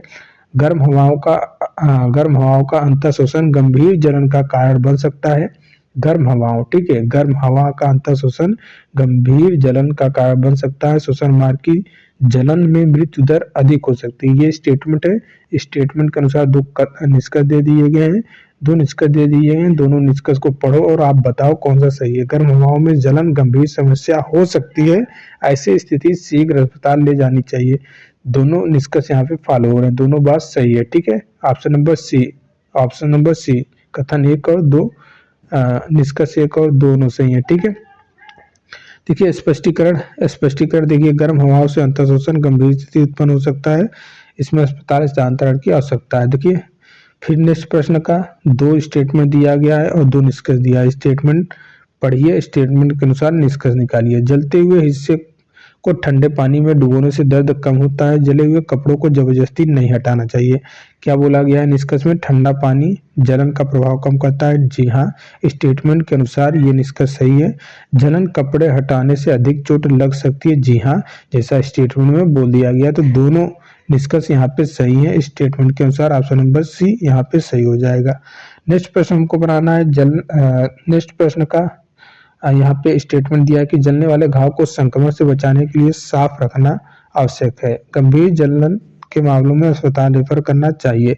इस स्टेटमेंट के अनुसार निष्कर्ष दिया गया है। 2 निष्कर्ष, हमको बताना है कौन सा निष्कर्ष सही है। पहला निष्कर्ष यहाँ पे बोला जा रहा है कि साफ सफाई संक्रमण रोकने का एक महत्वपूर्ण हिस्सा है। जी हाँ, बिल्कुल सही बात है। गंभीर जलन के लिए अस्पताल का उपचार सर्वोत्तम होता है। तो यहाँ पे दोनों निष्कर्ष फॉलो हो जाएंगे, ठीक है, दोनों निष्कर्ष सही है, ठीक है।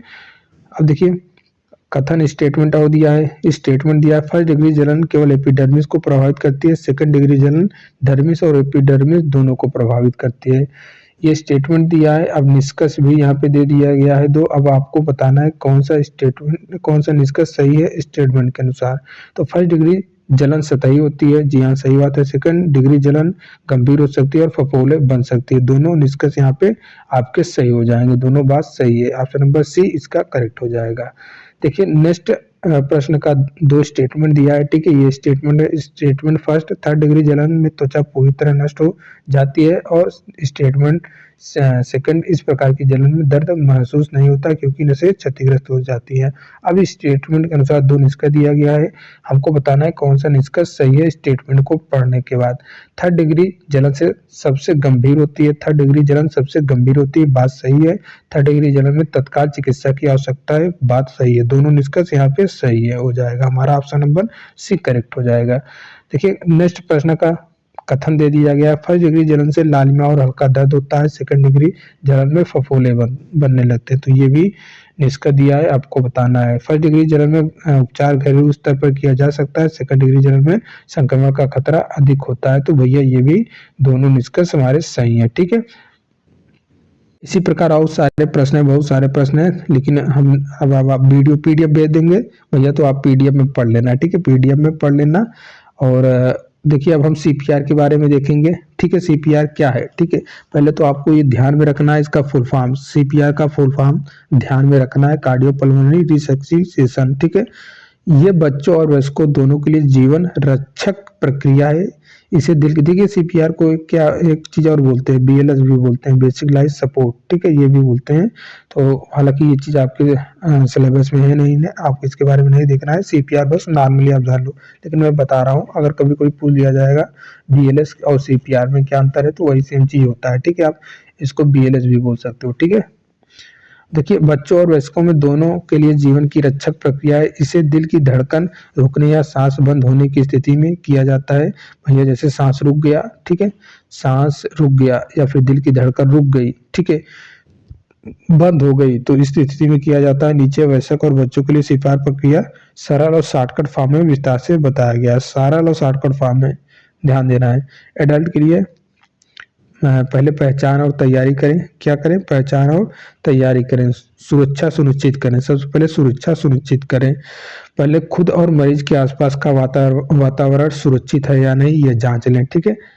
और उसके बाद प्रतिक्रिया जांचें, व्यक्ति को हल्के से हिलाएं, उससे पूछें कि आप ठीक हैं, ठीक है। उसके बाद आप क्या चेक करेंगे, सांस और पल्स जांचें, और ये सभी 10 सेकंड के अंदर करना है। सांस और पल्स जांच करेंगे तो 10 सेकंड के अंदर, ठीक है। गले वाले में वो मैं पहले वीडियो में बताया था, गले के पास जो धमनी रहती है वहाँ उसी को देखना होता है। यहाँ पे लिखा भी है सब 10 सेकंड के अंदर जांचें, ठीक है। उसके बाद मदद बुलाएं, तब आपको मदद के लिए कॉल कर देना है, ठीक है। इमरजेंसी नंबर, आपातकालीन नंबर जो है, ठीक है, 108 पर कॉल कर सकते हैं या फिर एम्बुलेंस 102 नंबर पे कॉल कर सकते हैं, ठीक है। फिर एआईडी ऑटोमेटेड एक्सटर्नल डिफिब्रिलेशन उपलब्ध हो तो मंगवाएं, ये चीज़ आप मंगवा लें, ठीक है। अब छाती दबाव की तैयारी आप करो, जब तक आपका वहाँ पे सुविधा आ जाता है, जब तक एम्बुलेंस नहीं आ जाता तब तक आपको छाती दबाव करने की तैयारी बना लेना है। छाती के बीच स्टर्नम पॉइंट पे, ठीक है, स्टर्नम पॉइंट पर हाथ रखें। टेक्निक क्या है, दोनों हाथों को एड़ी का उपयोग करें, कोहनी सीधी रखें, 5 से 6 सेंटीमीटर। कभी कभी ये भी पूछा जाता है सीपीआर देते टाइम चेस्ट को कितना कंप्रेस करना होता है, तो 5 से 6 सेंटीमीटर, अगर इंच में दे देगा तो 2 इंच तक ये आपको बताना है। और कभी कोई ये पूछता है स्पीड मतलब कितनी गति क्या होनी चाहिए, तो 100 से 120 दबाव, ठीक है, 100 से 120 दबाव प्रति मिनट में। और काउंट कितने, 30, ठीक है, 30 दबाव आपको देना है, 30 दबाव देना है, ठीक है। 30 दबाव देने के बाद 2 बार ब्रीदिंग देना है, ठीक है। वेंटिलेशन है वही चीज यहाँ पे लिखा है, ठीक है। 30 दबाव आपने दे दिया, ठीक है। फिर उसको सिर को पीछे झुकाएं, ठोड़ी को उठाएं और सांस दें, मुंह से मुंह लगाएं, ठीक है, नाक को बंद करके, ठीक है। 1 सेकंड तक सांस दें जिससे छाती उठे, काउंट 2 सांस दें, ठीक है, 2 बार सांस देना होता है। अब यही प्रक्रिया आपको 2 बार करना है, दोहराते रहना है जब तक मरीज को सांसें नॉर्मल चलने ना लगे, ठीक है। यहाँ पे देख सकते हैं 30 छाती दबाव प्लस 2 सांस, 3/2 अनुपात, ठीक है। जारी रखें जब तक मदद ना आ जाए या फिर मरीज प्रतिक्रिया ना दे। अब चिल्ड्रंस के लिए भैया, बच्चे के लिए क्या है सीपीआर, चाइल्ड के लिए क्या है, 1 वर्ष से लेकर यौवन तक के, ठीक है। बच्चे, ठीक है, बच्चे के लिए देखिए पहचान और तैयारी, सुरक्षा सुनिश्चित करें, प्रतिक्रिया जांचें और बच्चे को हल्के से हिलाएं, आवाज दें 10 सेकंड तक, ठीक है, ध्यान देना है 10 सेकंड तक ये सारा प्रोसेस कर लेना है, ठीक है। देखें सुने महसूस करें, ठीक है, क्या करें, देखें सुने महसूस करें, ठीक है। 1 सेकंड, देखें सुने महसूस करें, मदद बुलाएं, ठीक है। अकेले हैं तो सीपीआर करने के लिए 108 पर कॉल करें, एईडी मंगवाएं, ठीक है। छाती दबाव, चेस्ट दबाव छाती के बीच, ठीक है, स्टर्नम पॉइंट पे हाथ को छोटे बच्चों के लिए एक हाथ का इस्तेमाल करना है और कितना दबाना है, 2 से 4 सेंटीमीटर तक दबाना है। गति वही रहेगी सेम 100 से 120 और काउंट भी वही रहेगा और ब्रीदिंग भी वही 2 बार रहेगा, ठीक है। ये आपको ध्यान देना, फिर यही चक्रिया आपको दोबारा करना होता है, ठीक है। शिशु का सीपीआर 1 वर्ष से कम आयु के लिए, देखिए शिशु का, ठीक है, हमने चाइल्ड का देखा, ये शिशु का है, ठीक है, ये शिशु का है। पहचान करें, सुनिश्चित करें, ठीक है, मदद बुलाएं, सारा कुछ यहीं पे है, ठीक है। यहाँ पे जैसे हमने देखा, लेकिन यहाँ पे तकनीक यहाँ पे बदल जाएगी, यहाँ पे हाथ का इस्तेमाल नहीं होगा, यहाँ पे 2 उंगलियों का इस्तेमाल होगा और दबाना कितना होगा, 1.5 इंच से 4 सेंटीमीटर तक दबाएं, ठीक है। गति क्या रहेगी, 100 से 120 दबाव प्रति मिनट, काउंट वही 30 रहेगा, कोई दिक्कत नहीं, ब्रीदिंग भी वही 2 बार देना होता है, ठीक है। और यही चक्र दोहराना रहता है, ठीक है, ध्यान देना है, ठीक है। ये आपको यहाँ पे ध्यान देना है, कुछ महत्वपूर्ण पॉइंट है सीपीआर से संबंधित। एडी का उपयोग तभी करें जब उपलब्ध हो, निर्देशानुसार हर 2 मिनट के बाद प्रतिक्रिया की जांच करते रहें। यदि व्यक्ति सांस लेने लगे तो होश में आ जाए तो सीपीआर रोकें और उन्हें रिकवरी पोजीशन में डालें, ठीक है। तो ये आपका कंप्लीट होता है, ठीक है, पार्ट 24। यहाँ पे देखिए पार्ट्स जो आपका ये हमने देखा भी, एक चीज आपका बच रहा है क्या, फ्रैक्चर बच रहा है, ठीक है। अब इसका नेक्स्ट पार्ट आएगा, फ्रैक्चर हम कवर कर लेंगे, ठीक है। फ्रैक्चर के बारे में और भी जो चीजें छूट गई हैं उसको देख लेंगे, ठीक है।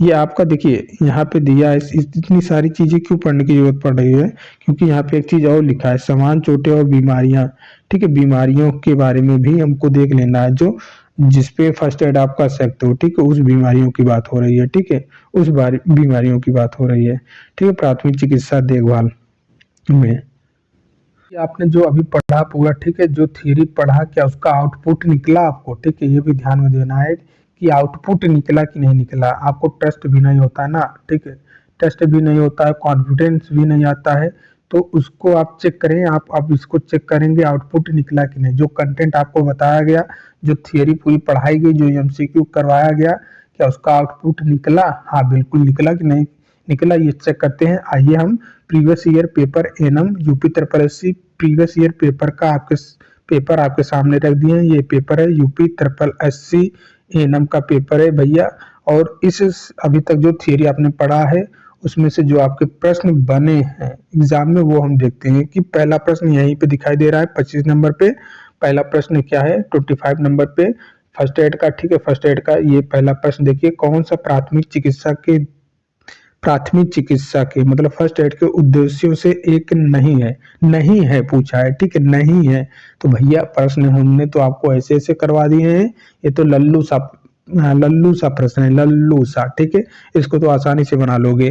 तो क्या है भैया कि जीवन उपचार को लंबा करने के लिए, जीवन उपचार को लंबा करने के लिए ये तो निगेटिविटी बोल दिया है, लंबा करने के लिए, जीवन को संरक्षित रखने के लिए, जी हाँ ये है, आग की चोट को रोकने के लिए ये भी है, घायलों को जल्द से जल्द चिकित्सा देखभाल के तहत रखना ये भी सही है। ये वाला गलत है। हमने तो भैया बहुत हाई हाई लेवल का देख लिया, ठीक है, कैसे भी घुमा ले, ये तो लल्लू है, ये तो लल्लू प्रश्न है, ठीक है। चलिए नेक्स्ट देखिए, यहाँ पे लिखा है कि आमतौर पर कोहनी और टखनों जैसे जोड़ी का, देखिए यहाँ पे देखिए, यहाँ पे आपको दिखाई दे रहा है ये, ठीक है, ये भी आपका फर्स्ट एड का, ये भी लल्लू सा है, इसको भी आप बना लोगे, ठीक है।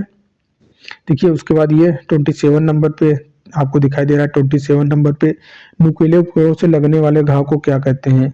बहुत ही आसानी से नुकीले हमने पढ़ा है थियरी में।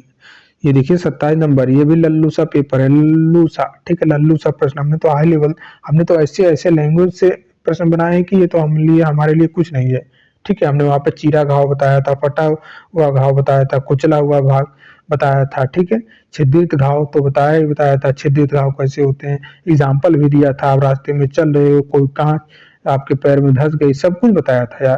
तो ये लल्लू सा है, आप आसानी से बना लोगे, ठीक है। तो तीन देखिए, एक दो, ये तीन प्रश्न हो गए, ठीक है, तीन प्रश्न हो गए। और देखना है आपको, और आपको देखना है, प्रूफ देखना है ना, कि जो मैं लिखता हूँ थंबनेल में लिखता हूँ ना 4 नंबर पक्के, 5 नंबर पक्के, आपको लगता होगा कि व्यूज बढ़ाने के लिए वो लिख के रखते हैं, ठीक है। तो ऐसा नहीं है भैया, एज अ एक्सपीरियंस मैं हर एक चीज को एनालाइज करके बताता हूँ, और जो चीज बता देता हूँ वो बिना एनालाइज किए नहीं बताता हूँ, ठीक है। एनालाइज करके बताता हूँ कि इतने प्रश्न इस टॉपिक से बने तो इतना बनेगा, ठीक है। ये देखिए चौथा प्रश्न ये है, रूल ऑफ 9 के अनुसार प्राइवेट पार्ट का कितना प्रतिशत आवंटित किया जाता है। अब बताइए, लल्लू सा है, लल्लू सा, अभी हमने थियरी में देखा है, तो ऐसे प्रश्न लल्लू सा है, एक एक प्रतिशत हमने देखा नहीं देखा है, लल्लू सा, ये सब कुछ पढ़े हैं, सब कुछ पढ़े हैं। और देखिए ये 4 हुआ, मैंने बोला था मिनिमम मैक्सिमम 5-6, देखिए ये भी फर्स्ट एड में ही आएगा, ये भी प्राथमिक चिकित्सा में भी आएगा, अभी जो आपने पढ़ा बच्चों को डूबने से बचाने के लिए घर क्या करना चाहिए। हालांकि ये अभी इसका एक पार्ट जो बच्चा है, ठीक है, पार्ट थर्ड आएगा, वहां पे ये कवर होने वाला है, ठीक है। तो अभी ये मैं थियरी में जो पार्ट थर्ड आएगी वहां पे थियरी पे डूबने पे क्या होना चाहिए, ठीक है, या फिर कमरे के अंदर गैस से प्रभावित लोग को कैसे बचाते हैं, ये सब चीज हम आगे पढ़ेंगे, ठीक है। तो 5 नंबर तो हो गए आपके, ठीक है, 5 नंबर तो हो गए, ठीक है, इस टॉपिक से 5 नंबर तो हो गए ना। तो भैया आपने देखा, ठीक है, हमने जो आज का टॉपिक आपको पढ़ाया है, ठीक है, हमने जो आपको पढ़ाया है 23 नंबर समान चोटें और बीमारियां, ठीक है, कट और घाव प्रकार के सिद्धांत प्राथमिक चिकित्सा देखभाल, इसी से 4 नंबर मिनिमम आपके पेपर। देखिए बहुत से लोगों का, आप लोगों का ही कमेंट आता है कि सर ग्रुप में, ठीक है, ग्रुप में आप लोग जो लोग परचेज किए हैं पीडीएफ, जो कोर्स ज्वाइन के लिए किए हैं, ग्रुप में ही कमेंट करते हैं सर मिडवाइफरी पढ़ाइए, मिडवाइफरी। अरे मिडवाइफरी क्या स्पेशल है क्या, वो 99% पूछेगा क्या आपके एग्जाम में, ये भी तो जरूरी है। अब ये बताइए 4 नंबर यहाँ से बन रहा है तो इसको आप नहीं देख रहे हो, ये जरूरी नहीं है आपके लिए। मिडवाइफरी डालो आप, चाइल्ड डेवलपमेंट वाला डालो सर, डेवलपमेंट चाइल्ड वाला डालिए, ये डालिए वो डालिए। अरे सीक्वेंस से चल रहा हूँ यार, सीक्वेंस से। ये मुझे आप बताओ, जब आप ए बी सी डी पहले पढ़ते हैं कि डायरेक्टली आप सेंटेंस बनाने लग जाते हैं। पहले ए बी सी डी पढ़ लोगे तभी तो सेंटेंस बनाओगे किसी चीज को, ठीक है। तो एक सीक्वेंस से सिलेबस दिया है, ठीक है, जैसे ही सिलेबस इन्होंने दिया है वही सीक्वेंस से चल रहे हैं। मैं और टीचरों की तरह नहीं हूँ, और टीचरों की तरह नहीं हूँ कि उठा के कहीं से ऐसे बताता चलूं, सीक्वेंस से। जैसे आप सीखते हो कोई चीज, पढ़ाई आप अपने पे ऊपर ले जाओ यार, सीक्वेंस से आप अपने पे ही ले जाओ। आप पहले LKG UKG में गए होंगे, फिर क्लास 1 तो क्लास 2 क्लास 4 तब यहाँ पहुंचे होंगे ना। ये चीज होता है। तो वैसे उसी प्रकार से चलना जरूरी होता है, ये नहीं कि डायरेक्टली उठा के मिडवाइफरी पढ़ाने लगे। अरे भैया, मिडवाइफरी से पहले और चीजें होती हैं, वो जानना है, सीक्वेंस में चलिए आप। ठीक है, एक सीक्वेंस, एक सिस्टमेटिक तरीके से हर एक चीज का तरीका होता है। कहीं से उठा के पढ़ाऊंगा ऐसा नहीं होता है। ठीक है, ऐसा वही लोग करते हैं जिनको कोर्स बेचना होता है, जिनको खिलवाड़ करना होता है लोगों के भविष्य के साथ। अब ये जो सिलेबस जारी हुआ है, चाहते तो ये लोग भी ऐसे क्यों सीक्वेंस में दिए हैं सिलेबस, चाहते तो सबसे ऊपर डाल देते मिडवाइफरी, फिर नीचे डाल देते फर्स्ट एड, फिर नीचे डाल देते, ऐसे ही डाल देते। ऐसा क्यों नहीं इन्होंने सिलेबस दिया है? एक सिस्टमेटिक तरीके से इन्होंने भी तो सिलेबस दिया है। जैसे कि पहले पॉइंट पे इन्होंने दिया कि स्वास्थ्य के निर्धारक तत्व, उसके बाद सिस्टमेटिक तरीके से पूरा 38 टॉपिक दे दिया है। तो उसी सिस्टमेटिक तरीके से हम भी आपको पढ़ा रहे हैं, और वही तरीका ही है पढ़ने का, ठीक है, पढ़ाने का भी। सरल एग्जाम्पल में मैंने आपको बता दिया है कि एबीसीडी ना सिखा के डायरेक्ट आपसे सेंटेंस बनवाऊं। ठीक है, जैसे मैंने पहले आपको एबीसीडी नहीं सिखाया, चलिए ए से जेड तक आप अल्फाबेट ना सीखो कि ये कैसे लिखा जाता है, बी कैसे लिखा जाता है, फिर डायरेक्ट आपसे मैं बोल दूं कि चलिए सेंटेंस बनाओ। आप पूरा 2-2 3 पेज का सेंटेंस बनाओ, तो आप बना पाओगे? नहीं बना पाओगे ना, जब तक आप अल्फाबेट के बारे में नहीं जानेंगे, इंग्लिश के पूरा एबीसीडी नहीं सीख लेंगे। तो वो तरीका है। ठीक है, देखिए पीडीएफ जिसको चाहिए भैया, सीधी सी बात है, मेहनत लगती है, आप अब नहीं सपोर्ट कर सकते हो भैया, कोई दिक्कत नहीं, मत सपोर्ट करिए। पीडीएफ अगर चाहिए तो 200 रुपये फी है, देश के सारे 38 टॉपिक का पीडीएफ आप ले सकते हो। कितना? 38 टॉपिक का पूरा पीडीएफ आप ले सकते हो। इवन जितनी भी क्लासें होंगी, ठीक है, उन सब का भी पीडीएफ आपको मिलेगा। ठीक है यार, इन सब चीज को लेकर इतना मेहनत किया जाता है, 2000 रुपए वाली क्लास फ्री में दिया जा रहा है। 2000 रुपए इतना भी नहीं, आप अपने ईमानदारी से अपने दिल पे हाथ रख कर ये चीज सोचना। ठीक है, जो लोग कोर्स लिए हैं, ठीक है, उनसे जाके पूछना, ये वीडियो दिखा के पूछना कि आपके जहाँ पे आप पढ़ रहे हो 3000 या 2000 का कोर्स लिए हो, क्या इतना सारा चीज बताया गया है? उनको ये पीडीएफ भेज के बोलना कि इतना सारा चीज उस पीडीएफ में है, ये इतना चीज बताया गया है। मैं तो प्रूफ भी दिखाता हूँ, मैं पढ़ाने के बाद प्रूफ भी दिखाता हूँ कि देखो आप बना पा रहे हो कि नहीं बना पा रहे हो, प्रश्न आ रहा है कि नहीं आ रहा है, ये भी दिखा देता हूँ। तो भी यार मैं कुछ मांग भी नहीं रहा हूँ, बस मुझे मोटिवेशन की जरूरत होती है। भैया आप लोग देखिए, मैं बोल के रखा हूँ कि व्यूज को ही आप कंप्लीट कर दिया करिए। ठीक है, 1000-2000 पहुंचा दिया करिए, ताकि हमारे अंदर भी वो ऊर्जा आए, हम आपको पढ़ा पाए। रात में वीडियो देखिए, इतनी लंबी वीडियो कोई शूट नहीं कर सकता, जो शूट करेगा वो मैराथन बोल देगा कि मैराथन है, लेकिन हम बोलते हैं लेक्चर, कि हमारा ये एक टॉपिक का लेक्चर, ये हम बोलते हैं।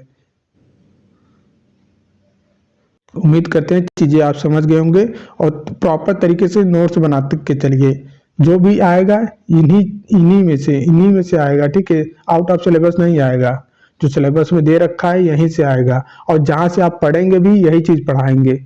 कोई वहां पे बस चमक धमक की बात रहती है। ठीक है, कोई डिजिटल बोर्ड पे पढ़ा देगा, कोई उसको रंग देगा। ठीक है, जैसे मैं आपको पीडीएफ प्लेन सादा, ना तो उसमें वाटर मार्क, मैं वाटर मार्क भी नहीं लगाता हूँ कि भैया और कोई यूज करना चाहता है तो हमारा कंटेंट यूज कर सके, ये भी मैं कर देता हूँ।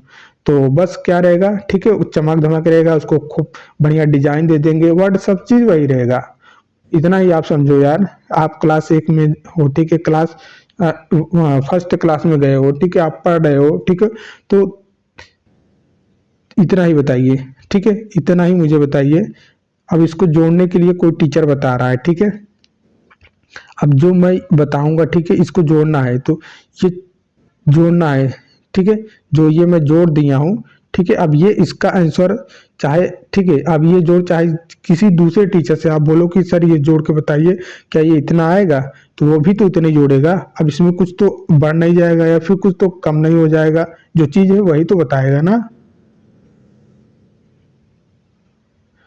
तो सब जगह वही चीजें रहती हैं, बस यही रहता है कि आप उस चीज को कैसे कैच करते हो, ये आपके ऊपर डिपेंड रहता है। ठीक है, बाकी मेहनत जो किया जा रहा है, हर एक शिक्षक यही सोचता है कि अपने एंड से पूरा पूरा सपोर्ट करें, पूरा एंड अपने एंड से पूरा सपोर्ट करें, ताकि सिलेक्शन किसी का ना रुके। ठीक है, बाकी प्रचार प्रसार करने वाले जो रहते हैं वो अलग ही पता चल जाता है कि ये प्रचार प्रसार करने में लगे हुए हैं, ये क्या ही बताएं अब। ठीक है, बाकी आपकी जैसे इच्छाएं, हम आपसे बोले हैं कि पूरा सिलेबस कंप्लीट करवाएंगे तो हम वो तो करवाएंगे ही करवाएंगे। बस भैया आपका जैसे सपोर्ट नहीं आएगा हम भी अपने मनमानी से करेंगे।